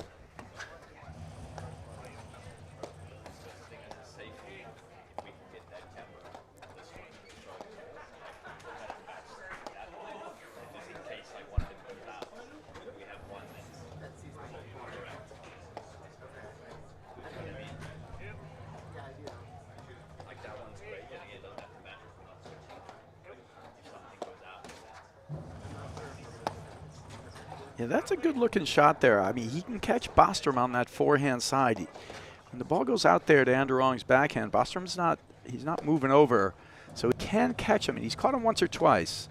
I like that down the line drive look. Yeah, Ong's just got all the options in the world. He really sort of turns his shoulder. He's got the two-hand, but that slider, if you're not sitting on the line, you have a real chance of getting caught off guard. And there's the blitz move again. As Bostrom tries the down up overhead. They get that one, but that is a dangerous move. You got to be careful. Oh, the spin just works off of Ong's paddle, gets him to stretch. 2 games to 1, second set, and by 1 set to love. All right, Steve, there's so many sponsors that come into making these events great. I'm going to talk real quickly about Pure Hockey. And Pure Hockey is a Massachusetts-based company that has grown from a single location into the largest U.S. retailer of hockey equipment with over 85 locations. And visit purehockey.com to enjoy their deep inventory of quality products, low price guarantee, combined with an unmatched return policy. So it is amazing work that everyone puts in, and throughout even, all the years and everything else. I mean, Karen Jedlick, who does a great job running our live stream crew, and Jackie Cameron, Cindy Haber, coordinating the tournaments, all the matches. So just incredible work out there done by everyone. Yeah, it's amazing. I think we have 20 events on the APTA tour, and week in and week out, obviously the staff with the APTA you just mentioned, unbelievable effort and passion and sort of, give back to support these clubs, these players, these spectators. But yeah, it takes a lot from sponsorships to, commitments and sacrifices by the clubs. And I mentioned earlier, I think the Fairfield Open was one of the last events that Macy Elliott just, really focused on not only just the player experience, but the spectator experience. And there's a lot that goes into planning.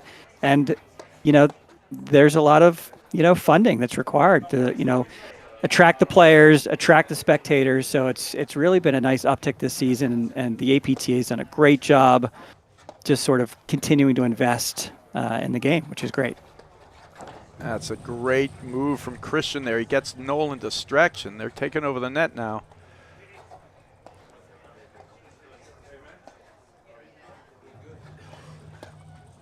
Yeah, I like that spot, though, for Ong. See if we can keep getting it off the Bostrom hip.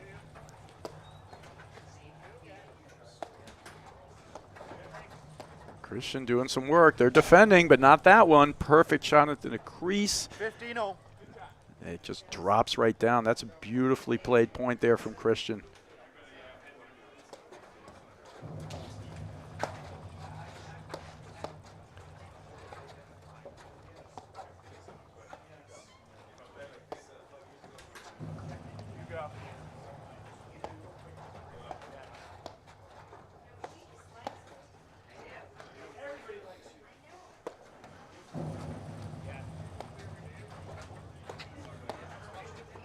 You see Bostrom and Christian working some kind of off, it's a little heavier than an off-pace drive, but it's kind of like little spotted balls, and what they're trying to get is just a weaker volley that they can do something with. That's going to get hit, rolled in there. See, that's the right time. If he's up in front of the service spot line, he's in position. He's got that roller from there. So much different than the ball that was missed in that crucial last game of the first set. And it's all going to just come down to those choices. It's a great point. Yeah, the level of the last 3 games as we started the second set, I think it's, a lot fewer errors, a lot longer points. We're probably 30 minutes into the second set, almost, it feels like. So, and part of that's just sort of being dialed in mentally, and obviously from an execution standpoint, I feel like both teams really playing high level of paddle here. Yeah, it's a lot of counterattack, attack, counter, and balance. Oh, that went in? He doesn't want it to be, but I think it was in. I was blocked, so I think Very when hard. I looked at it, If I had yeah, to guess, Nolan I was think it standing was there. in. He's just The- like, he can't believe The it. movement was so awkward. I don't think anybody knew where to look, and I think 3 of the 4 of them didn't maybe see it bounce. Well, I don't even know if he made an out call, to be honest. So I think he was playing it as good, but the way he played it was like he was letting it go out and to see, but then he never got in position to get it when it went in. And I also think it was a stretch ball, so it was hard to tell what it was going to do when it bounced, meaning like it had some latent spin from the shot before, and I think he hit the ground and kind of moved to the right, and it just completely surprised him. Oh, gosh. 40, 30. And we talked about little execution points, and we got, you know, it's just these little batches, and this is a well-played game, and just missing a, you know, an easy waterfall there, but that's a part of it. It's the end, that one whole flag how we have on the because we missed the start of the points most of the times. It is a long trip. Part of that's on me. No, but it makes it's hard because I like how my shit goes. Yeah, so it doesn't give me time to. Yeah, I always miss the serve. Yeah, but it's Bostrom taking it early.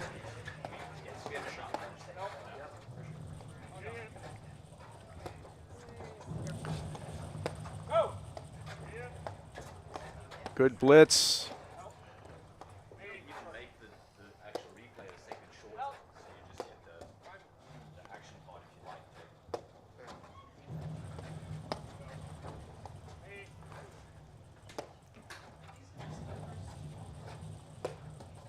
Carving that one. That's going to die a little. Good job there from Ong. Yeah, really nice point here by Martin Bostrom. Feels very much in control. You know, he had a bit of a loose error in the last point, but really sort of master-classing this point, doing a lot of different things, moving the ball around, location, spin. Yeah, it's great, but this is where great defense comes in. And after you say all that, they're nowhere, right? So they're Right. going to have to keep going, and you got Ong and Nolan defending and not pulling the trigger too soon, just waiting. They're like, okay, go ahead. We're still in this thing. You're doing a great job, but we're going to defend until we get what we need or until we lob a little better. But they're not trying to overplay their lobs. They're just going to keep plugging.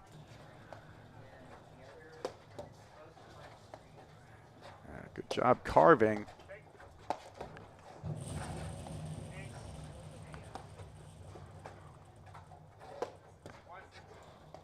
And this is exactly the type of point and game that, you know, Ong and Nolan want to steal.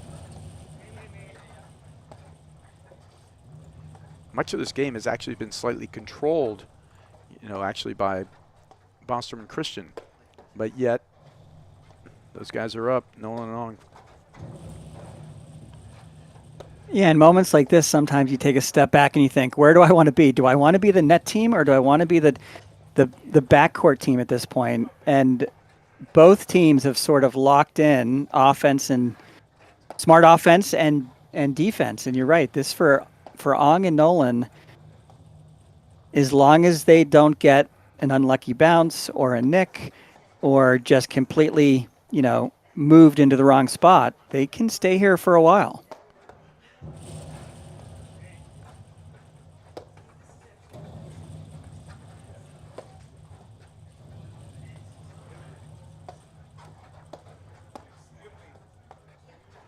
And Christian's done a really good job carving up his overheads in his moments. He's picked really good moments, Tomas Christian, to make moves. It's like he's kind of just hanging around at a point, but he's waiting for one single, like, if he can jump the route on a drive or get something to make a difference with. Yeah, this one he's just going to spin back, yeah. And that player to the right is more often looking to cut off a volley than he is actually looking to cut an overhead or attack it. That's going to get hit. Like that. Great hands there from Christian. That's good, soft overhead in the middle.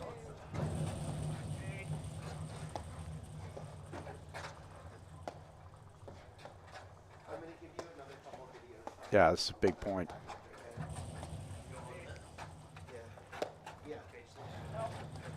And I feel like we're at a game point. I'm not sure the score on the screen is the score in the game. I may be missing that, but I feel like it was a 40-30. Nice patient dig there. Oh, that was a moment, you know, that Nolan actually, he stayed on brand in the sense like he could have gone for a lot more there, but instead he played a controlled drive instead of the all or nothing drive. It's a good point, and I like the brand they're playing here. Switching the backcourt.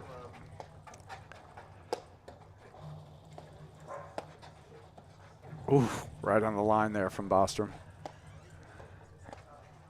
Yeah, this has got the feeling of like the type of point where somebody's just going to miss an overhead, right? You know, like that type of thing. Not even necessarily on a difficult ball. Hard to say. Because they're just continuing to play defense.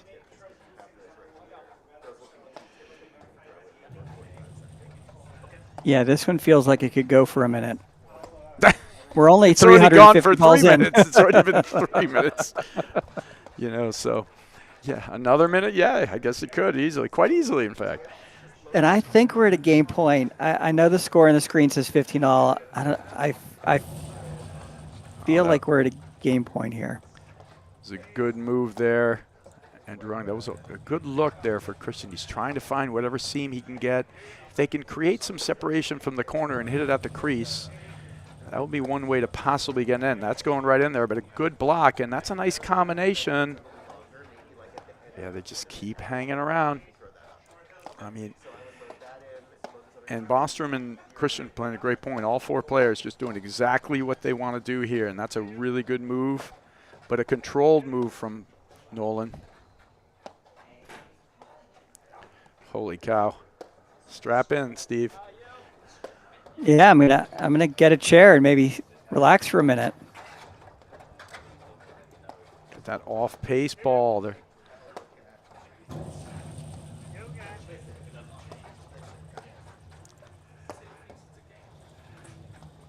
Now this point takes on that significance of I'm not going to be the one to miss this, right? When it gets beyond 100 balls, you do not want to be that guy.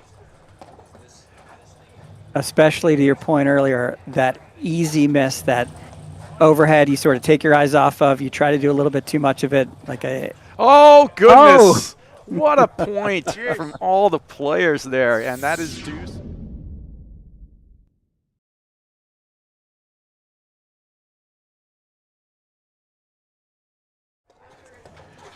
Score, so I don't know what the 15-all is there that's sitting there. It is deuce. Advantage, Nolan and all. Okay, so game point now for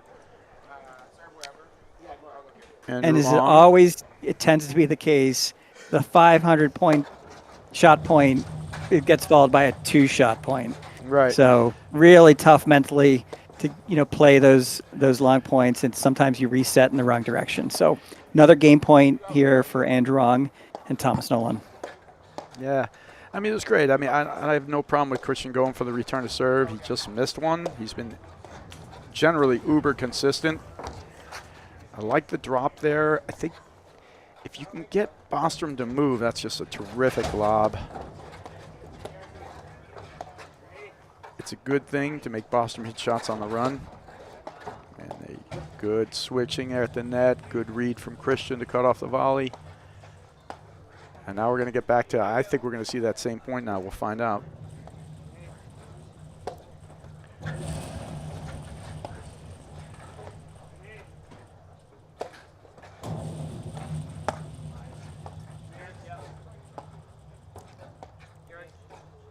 Bostrom doing a great job.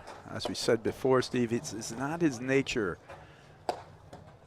You know, these gazillion ball points, he has the nature of a hitter, the nature of a finisher.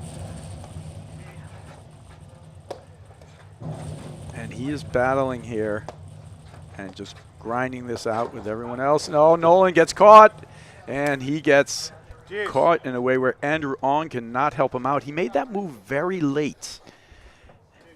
He did. He did.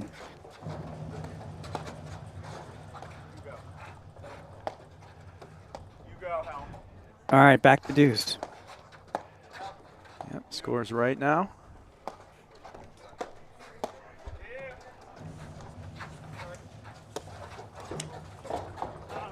Got advantage, Nolan and all.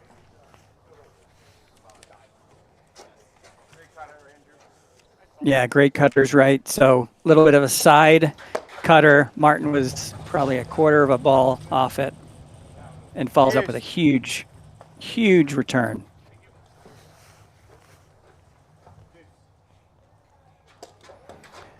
Yeah, Bostrom, he thumped those last two returns. And That's reaching over. oh, wow. It's right in front of me. He's calling it reaching over the net. Martin, And Christian's Got to get a replay. Where's Jake taking a Lane? little umbrage That's with that. a huge call. It It is is a huge not call. very often seen, to be honest. Calls That- reaching I mean, over. And that's- of course, the yeah. rule is that the ball must cross the net before you can hit it. And he's saying that the ball did not cross the plane of the net beforehand. It feels like Andrew Wrong felt bad about that, so he gave him that point back. So deuce again.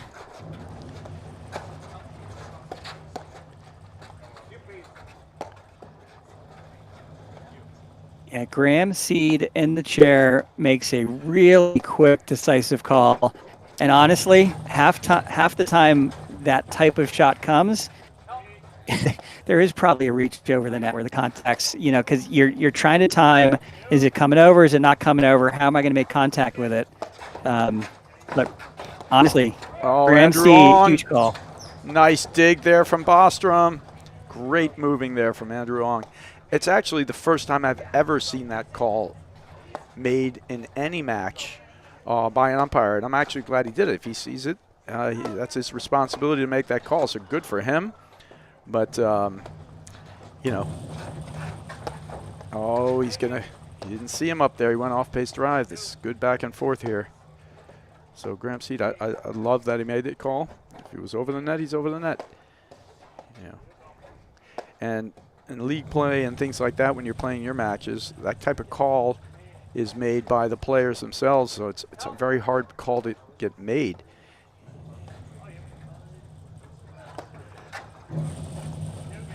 Shot at the crease there. See if they can settle into this point where they get another shot where they can carve one in there.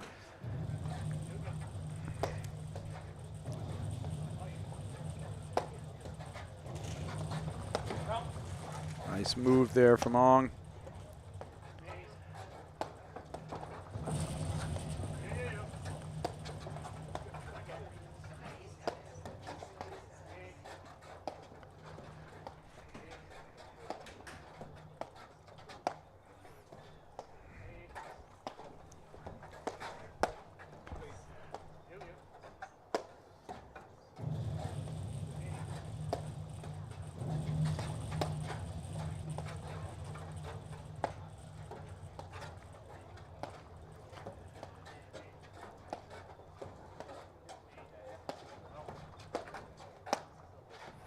Yeah, this is good. This is the pace. I like this pace for Nolan and Ong. I feel like when they try to get if they try to get anything too fast or too quick, it works against them. Good off-pace drives. Allows up, play defense. If you get an opportunity ball, take the strike. Andrew Young's taken 2 or 3 good backhands in this game. They just volleying them back. Good positioning up there at the net. These guys see if they can create some movement.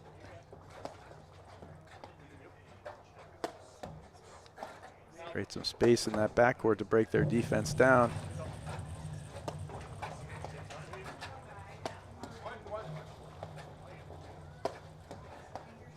Yeah, they've certainly started, honing in, digging into points, limiting the unforced errors.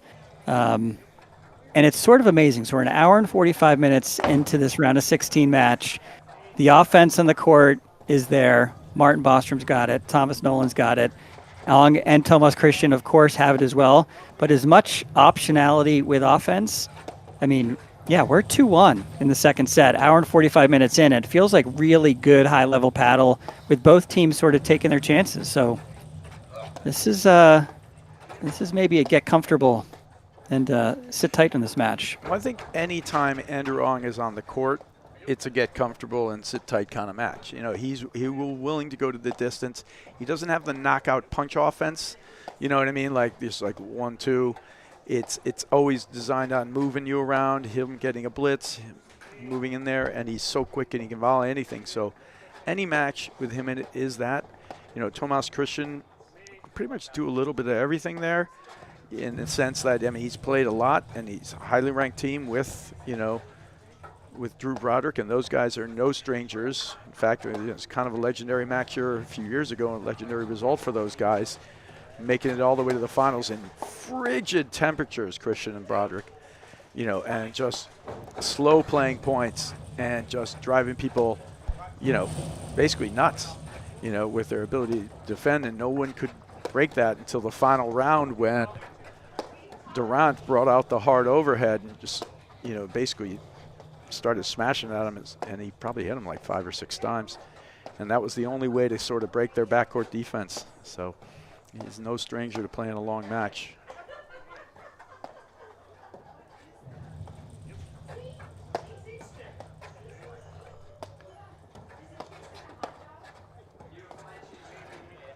This is another well over 100 balls probably. That's a good look. He is looking for the ball, and there's a finish ball, but he can't make it short enough.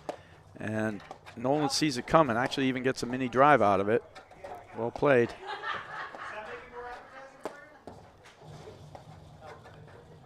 He's going to carve it.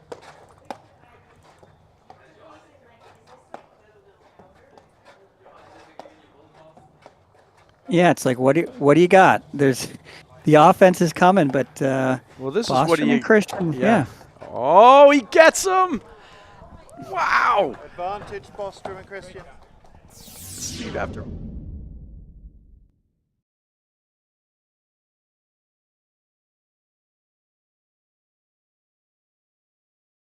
Christian, that was outstanding. Second, it hits the paddle. Thomas Nolan's paddle goes down, makes 0 attempts. Game, Nice Bostrom nick there. Bostrom and Christian Huge lead game. 3 games to 1.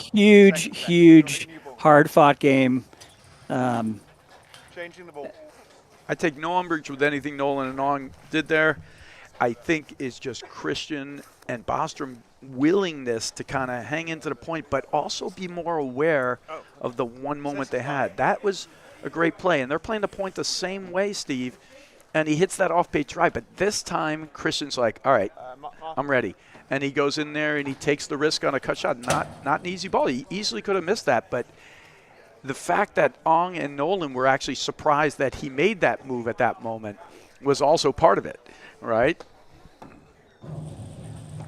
Absolutely. So we have a new ball. Martin Bostrom serving. Feels like one of those break your back games to, you know, you mentioned an hour and 45 minutes. Now you're down, not that the break matters, but you're down 3-1 in the second set. This is the game where we want to see Christian and Martin absolutely lock it down and, yeah, mentally wear out Ong and Nolan. So let's see how this game gets going. Well, strangely, yeah, you don't want to give them any freebies, you know, like that. I mean, that's a good look for him. 15. He misses that one, but you don't want to give him that game right back. And because you're saying mentally wear out Ong and Nolan, I'm wondering if they can wear out Ong, you know, like, and Nolan. I'm not sure. They're really committed right now to playing this good strategy of kind of slowing it down. I think it's almost like showing them that if they go play that, we won't get, you know, worn out. We'll keep playing. We're going to keep going. We're going to max you mentally as well as physically. Yep, great point.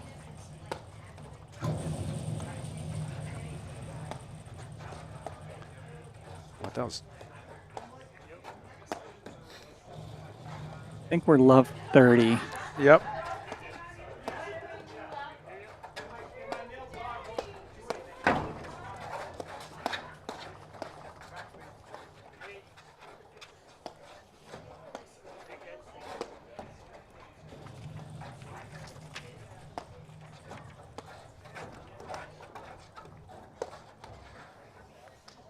15-30.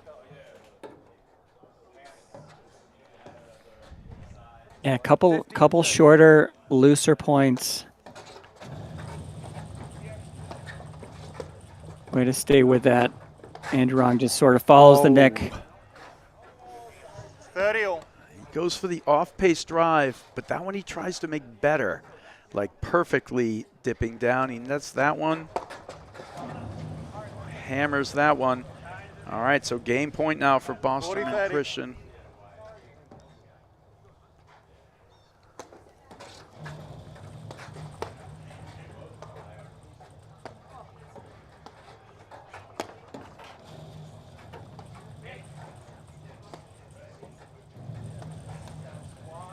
And there's the batch. Game. You know, Bostrom and we just Christian. talked about Bostrom it, Christian Steve. lead 4 games to 1 in the second set, and by 1 set to love. A quick read here. Corient is the official well sponsor of the APTA's 2024-2025 season. Corient is a fee-only wealth manager who puts their clients at the center of everything they do. Learn more at corient.com. You know, we just talked about how important it was for Nolan and Ong to kind of keep staying the course and doing it, and then all of a sudden it just goes in those 1, 2, 3, you know, and they play those really quick short balls, you know, little overplay on the off-pace drive. The off-pace drive is part of their thing, but a little bit of an overplay, and then we got a quick backhand miss, and then just boom, boom, boom, 1, 2, 3. So Boston Christian taking a little bit of a hold on this, and it feels like the energy's down a little for Nolan and Ong.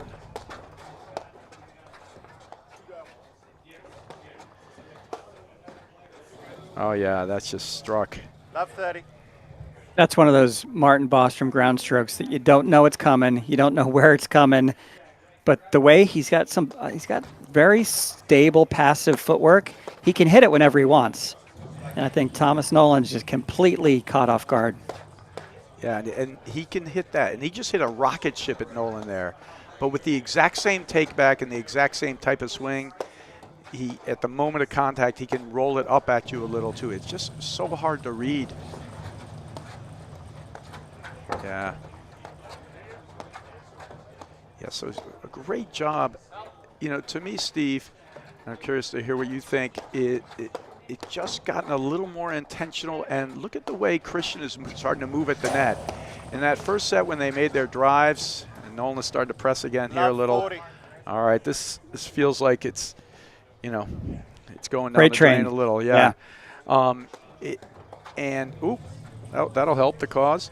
But, you know, they just got more intentional. You can see Christian now, he's been, instead of just waiting on those off-pace drives, he's taking the one moment to cut one off and make a bold move and hit an offensive foul, and he's very capable, and he's made a few difference makers here. You know, Bostrom and Christian also willing to wait out some points, play the 150, 200 ball point, and then take the right moment ball. So in essence, they took that strategy and, you know, said we can do it too, and they got a little more intentional and took away some of the off-pace stuff that Nolan Ong did, and went without that, and without the back errors from, you know, Bostrom and Christian, it's been hard for them to win a lot of points off their paddles, off, you know, their own paddles. Yeah, that was the one series. Oof, what a huge placement by Tomas Christian. I think that was the difference that made the first set so much closer, is the run that Nolan and Ong went on. They played really well, but they did get maybe a handful over the course of 3 or 4 games of errors. I think most of them came from Martin Bostrom, but honestly, at 6-4, 5-1, I might say the pickup of the game of Martin Bostrom in the second set's just been huge. He's hit the ground strokes. Not all of them were 100%. And he's been surgically sort of attacking Andrew Ong as well in the ad court from the net. I really like the play of Martin Bostrom in this match. Oh, you know, when he's hitting his drives, he is one of the purest ball strikers in the game, without a doubt. I think that was out. Yeah, I think they're even calling it. I don't think Nolan called it. I think Bostrom and Christian called it out for him. And I think the fans were enjoying participating in that line call as well, if I heard that correctly. So, yeah, 15 all. Yeah, somebody in the stands, that's out. Oh, that's well spotted. But great drive. And there you see Christian backing off the net. All right. 15-30. Yeah, he backs off. That sliding overhead by Thomas Nolan, it's not always meant to be a big shot. It's one of the hardest balls to keep on your paddle, and you could see there, it just absolutely spun off the paddle.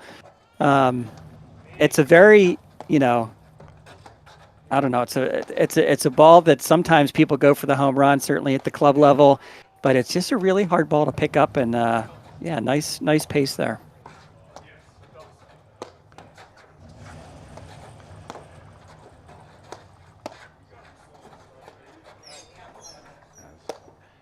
Oh, that's going right at the crease. That's just a gorgeous ball there from Bostrom. Huge. Perfect snap roller into the right at the crease. Andrew Ong has to play it, shooting out too fast.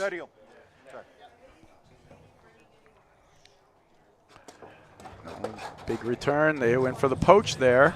Design play. Bostrom cutting. Christian moving behind.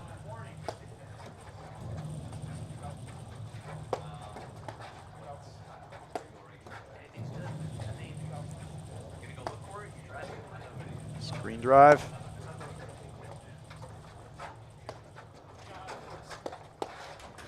Ooh. Oh. Yeah. All right, so it is match point now for Bostrom and Christian. Not the best timed cutter by Andrew Ong, just sort of sat. Yeah, I think set at up this the point court. they're searching a little, Steve, and they've sort of like, they got beat at their own game in the middle there. And now they're just kind of searching, and just keep plugging in here. Get this game, see what happens. Momentum shifts so fast in this game. And this is, oddly, closing matches is the hardest thing you can do. And if you don't give it to them and you force Bostrom and Christian to make their shots to win this match, you're still in there, because they could go on a, we've seen errors come in batches on all sides. And, certainly the way they could get back in this thing is to make sure these guys have to win it on their paddles. Just don't give it to them. It's a huge drive again from Bostrom.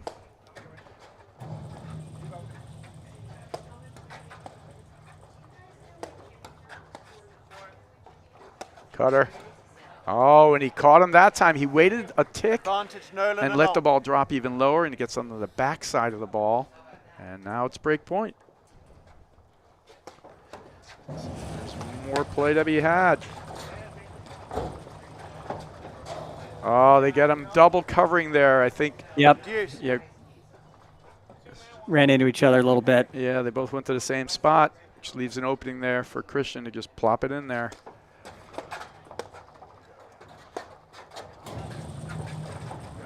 Dialed in that backhand, Thomas Nolan.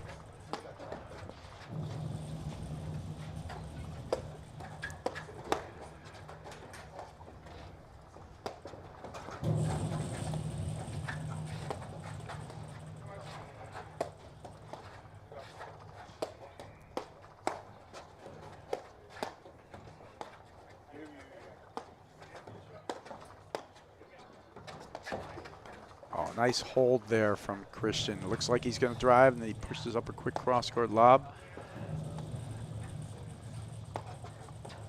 It's a big deal at the highest level to have a little deception, so people can't always know where it's coming.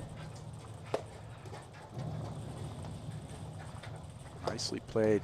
Bostrom's defense in that back corner has been really, really good. Oh, goodness. Advantage. Bostrom and Christian. Perfect lob there from Bostrom. All right, match point number 2.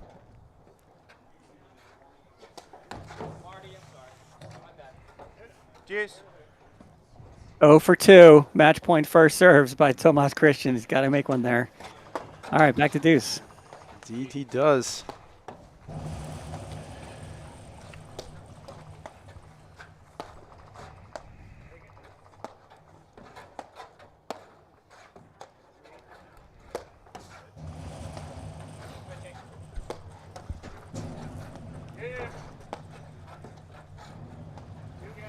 And of course, following this match, we're at about 12 o'clock right now.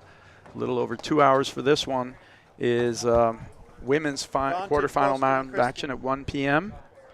So that'll be coming. You got just enough. Throw a pizza in the oven, do quick order, make some lunch, and then just settle right back down in here. Or you could do some laundry and keep it on in the background. I'm full of suggestions for you, but either way, you got paddle all day long. Yeah, it's going to be there's some really interesting matches coming up later today. And as we talked earlier about the Nationals coming in Philly March 6th, there's some preview matches. I think the reward for the winners of this match is a quarterfinal showdown with Durant and Mitchell. But as you go through the draw, there's some interesting things teeing up. We have Humphreys versus Koenig, who have also made it into the quarters, potentially waiting for McNerney and Morgan. And then, Nunez, Powers, Frazier West could be another quarterfinal matchup. Frazier West, it looks like just won 0-2. They're around a 16 match, so a lot of paddle, and the women are coming up next. Yeah, and we got playing all the way through the semis. Great quarters coming up in the women's. I mean, Burrs Nelly against Anika Nicolescu. That is just a huge match. All right, so Nolan Ong still hanging on here. And Alexandra and Halbauer against Lopez and Page. And those are just two great matches. And a little serving blip there from Christian. Cannot quite pull that one out. And by 1 set to love.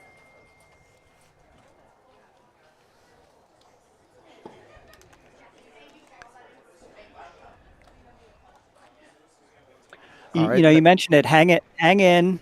You never know. It's a game of momentum. I felt like, a couple match points, couple faults, then another fault to lose the game by Tomas Christian.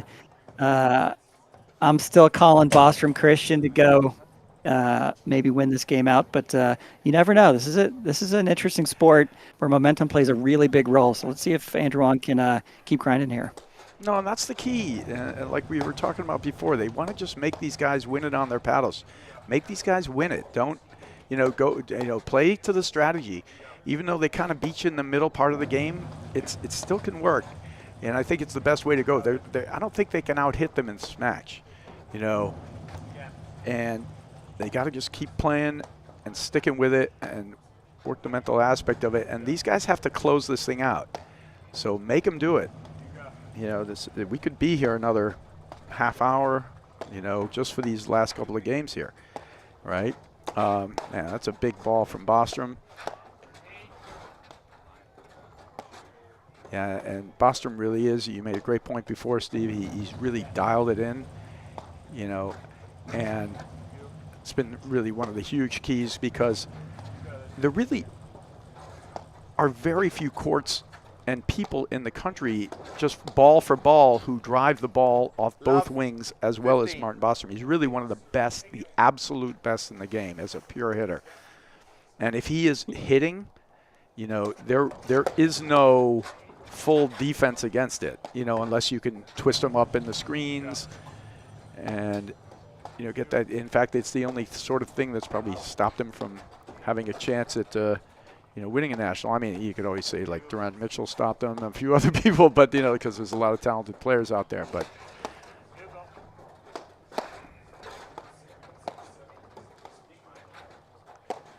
that's going to get looked at, but not hit. I thought he might have a shot at that one, but opted against the drive.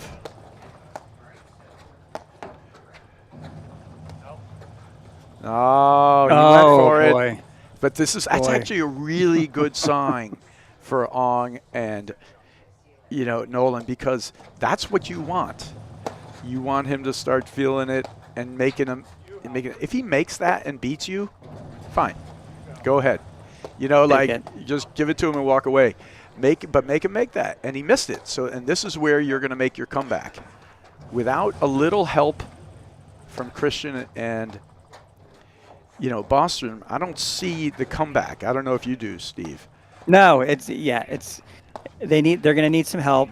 Bostrom and Christian are playing really, really high level paddle, but it's also this mental piece of, congratulations, the winner gets Durant and Mitchell. It's a 3-match day, so it's not the worst physical test, but we're at over 2 hours. So if you could have walked away 10 minutes ago and now you add 45 minutes to your day, I don't care who you are. That's mentally frustrating. So this game, obviously, it's win or go home for Nolan and Ong, but a couple more points here, and Christian and Bostrom are a little bit of at risk to making this really, really tight in the second set.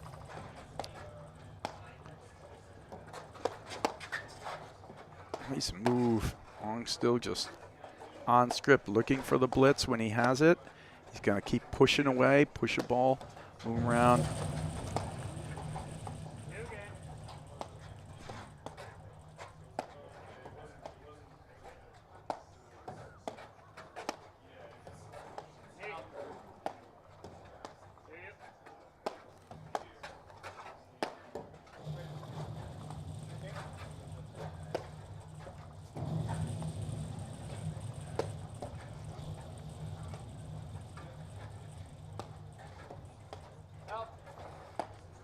Yeah, I feel like this is the type of point that both teams need right now. I like the patience and, a little less energy, but methodical on Bostrom and Christian's perspective. But, yeah, this is one of those points that I think is probably going to tell us who's going to win this game. That's great volley. I mean, good look. No, I love this point. Oh, makes the move. And Christian has had his number in the last few blitzes that Ong has made. He's seeing it. I'm not even sure I heard a call from Bostrom there. He saw him coming, though, and he sort of hit it like down at him. Oh, what a shot from Bostrom. I mean, he just rocketed that return right into the crease. No chance for either player. And we got match points here for Bostrom and Christian again. I think this is 2 more. So they had 2 in the last game, right? Yep. And it looks like there's on the side court one of the women's quarterfinals will be going on at 12:30, so you can look that up.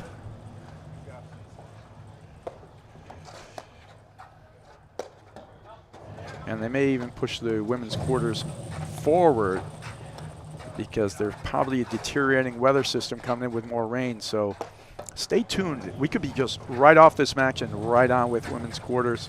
So if you're looking to find it, keep it going. That was really close to the line.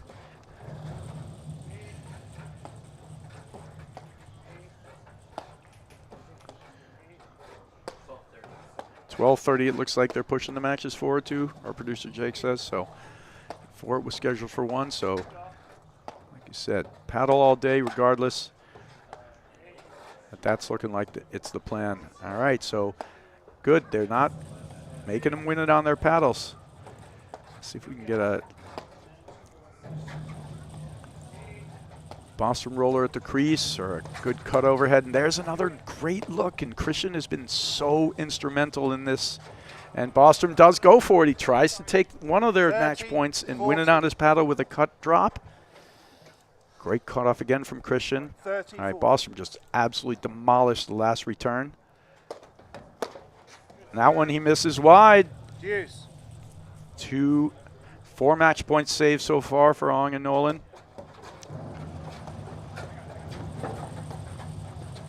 Oh boy, what a spot by Andrew Ong. Yep, just perfectly done and well played by both teams. You can see Christian go into a spot, but he's only going to volley if it's right on his paddle. He knows Bostrom's back there, so beautifully done. You don't have to stretch or go for anything in the transition. People get too caught up in racing up in there. A little let cord, I think, and he catches him. Nolan and Ong hanging around. Saved 4 match points so far.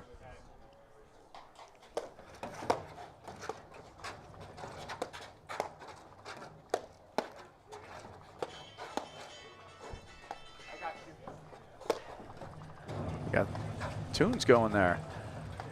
Yeah, and this place is going to be an absolute madhouse here a little bit later. Great barbecue. They have great stands, and Ong misses that. That's a big moment for them. Back Huge to Deuce. Moment.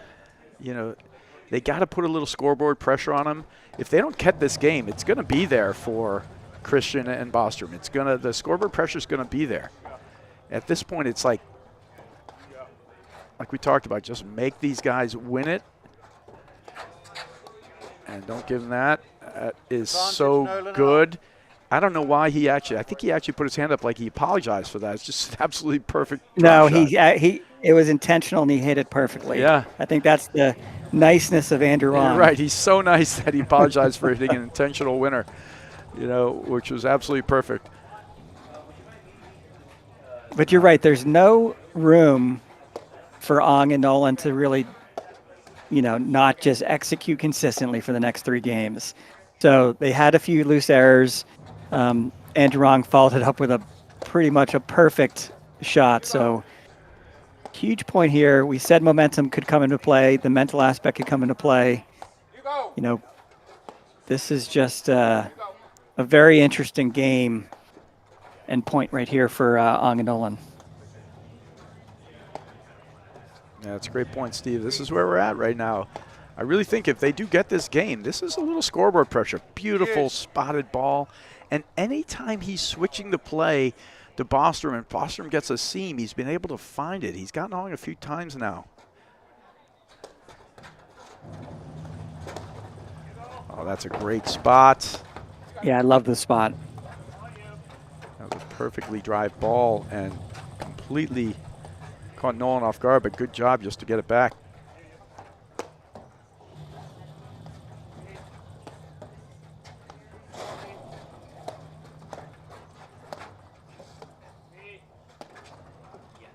Yeah, really entertaining match. Just got aspects, it had errors in batches, slow play, and then a bunch of points where it was 200 balls. You had all these elements, some amazing shot making. Great playing by all the players.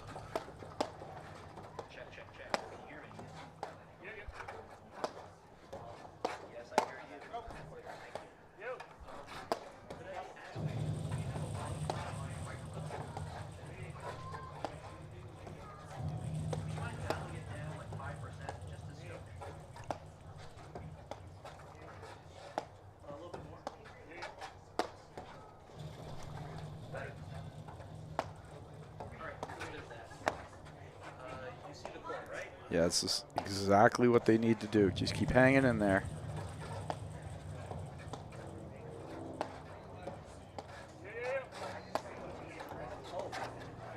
A little miscommunication, but didn't hurt him.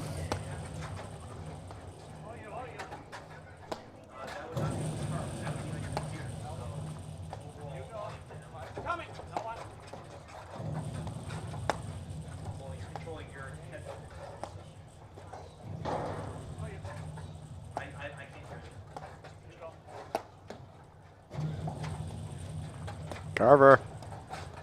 Oh! Ong looked like he had it, but it had a little extra backspin on it just at the end. All right. I've got a feeling Bostrom is not shy about hitting it. He's going again. So match point number 5. And Ong stays back. Holds off. Yeah, but perfectly done because Ong stayed back. It was well read. He knew he was going to make it. All right. One more time. Let's do it. I think this is match point number 6. 5 or 6. Yeah, put it on their paddles. But if you do get the drive, take it. Make them at the volleys. They've been just doing such a good job in this set, just staying with the points and keeping the batches of errors at a minimum.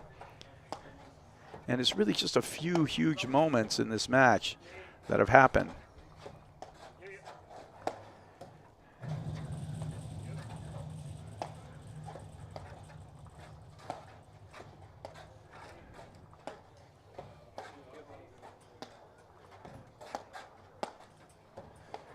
Now let's see if Christian. Oh, Nolan. Cannon.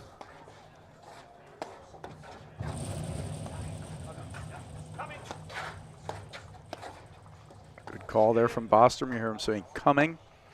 That just means the blitzer's on the move. So you got to make sure your overhead's down enough. Can't hit a high pillowy type of overhead. Good job. I feel like this is that's one of the moments. It's gonna come down to like Christian gonna look and maybe read the drive and see if he can get a cutoff volley action. I really love this point. This is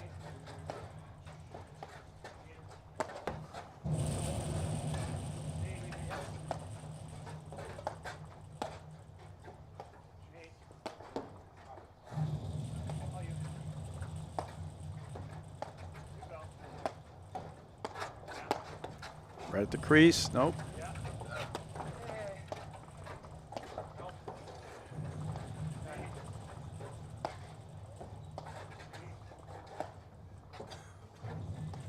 Definitely a little bit more passive by Christian and Bostrom at the net, but all the pressure on Ong and Nolan to either make something happen or not get caught, to your point, on the crease or a nick. So it's probably we're 100 shots in. Let's throw in a little switch, keep them guessing.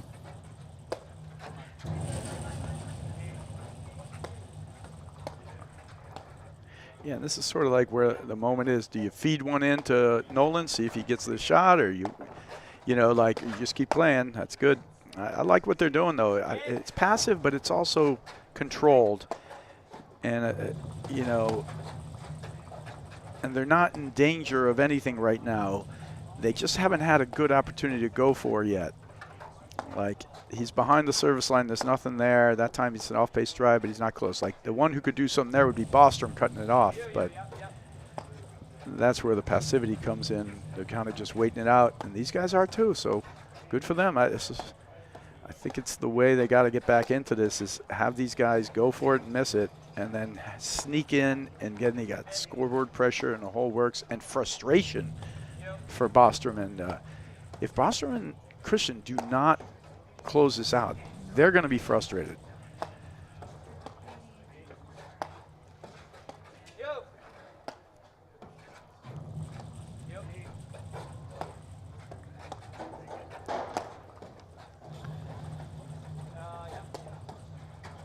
Oh, tight. That's it. Oof, he got it. Man, those blinds, he's all over him. Oh, big move there. This is going to be an opportunity. No, good, well played there, and he gets a good enough lob up. There's a good Christian close. He's doing so great with that now.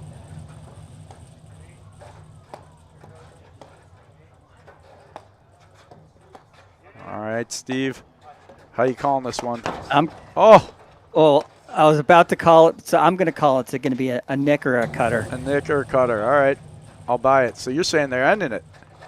I think someone's going to end it. I think they're going to end it here with a nick or a cutter. Here it is. On gets it, holds it, pushes up the line. No! Oh, got it both ways. You got it. You called it, Steve. Terrific call and a great match. Steve, pleasure calling that with you. Any final thoughts? No, great match. Christian, Ong, totally expected, high level. Man of the match, Martin Bostrom, loved it. So Bostrom Christian on 6'4", 6'2". Stay tuned for women's quarterfinals coming up, I believe, at 12:30. Is that right, Jake? On B court, it's going to be 12:30, and I think the other court may still be 1 o'clock. There might be some weather coming in, but we'll see you soon, and we'll be right back in just a moment here with women's quarterfinal matches here on the APTA YouTube network presented by Joho.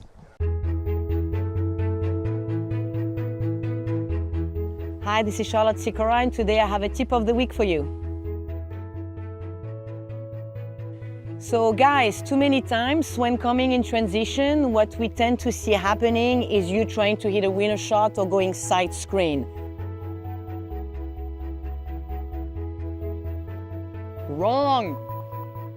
Transition soft in the middle. At that point, you already have them where you want to, so slow it down and just take over the net and push them back to the baseline. Right. I'm Charlotte Sikora. Hope you enjoyed this tip and see you soon on the paddle court. At Volley, we build tools to unlock your potential. The new Volley PTI feature breaks down your game like never before. Ever wondered, which partner has impacted my PTI the most? What's our win percentage as the favorite or underdog? Do I perform differently in 2 or 3 set matches? Now, it's all at your fingertips. The PTI tool is free to everyone. Download the Volley app today and level up your game. We'll see you on the court.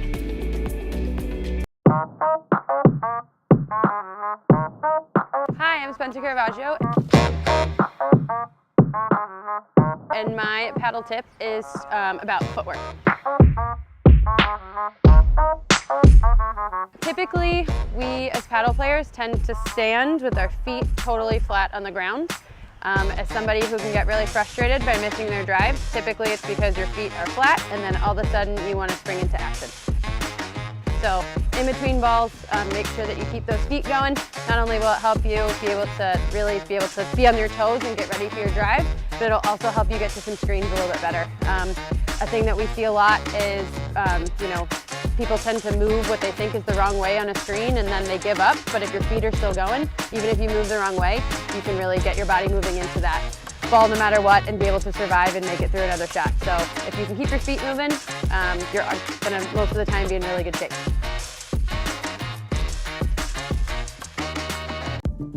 At Corient, wealth management begins and ends with you. We believe the more personal the solution, the more powerful the result. We treat your goals as our own. We never lose focus on the life you want to build. And our experienced advisors design custom-built strategies to help you get there. It's time for a wealth management experience as sophisticated as you are. It's time for Corient.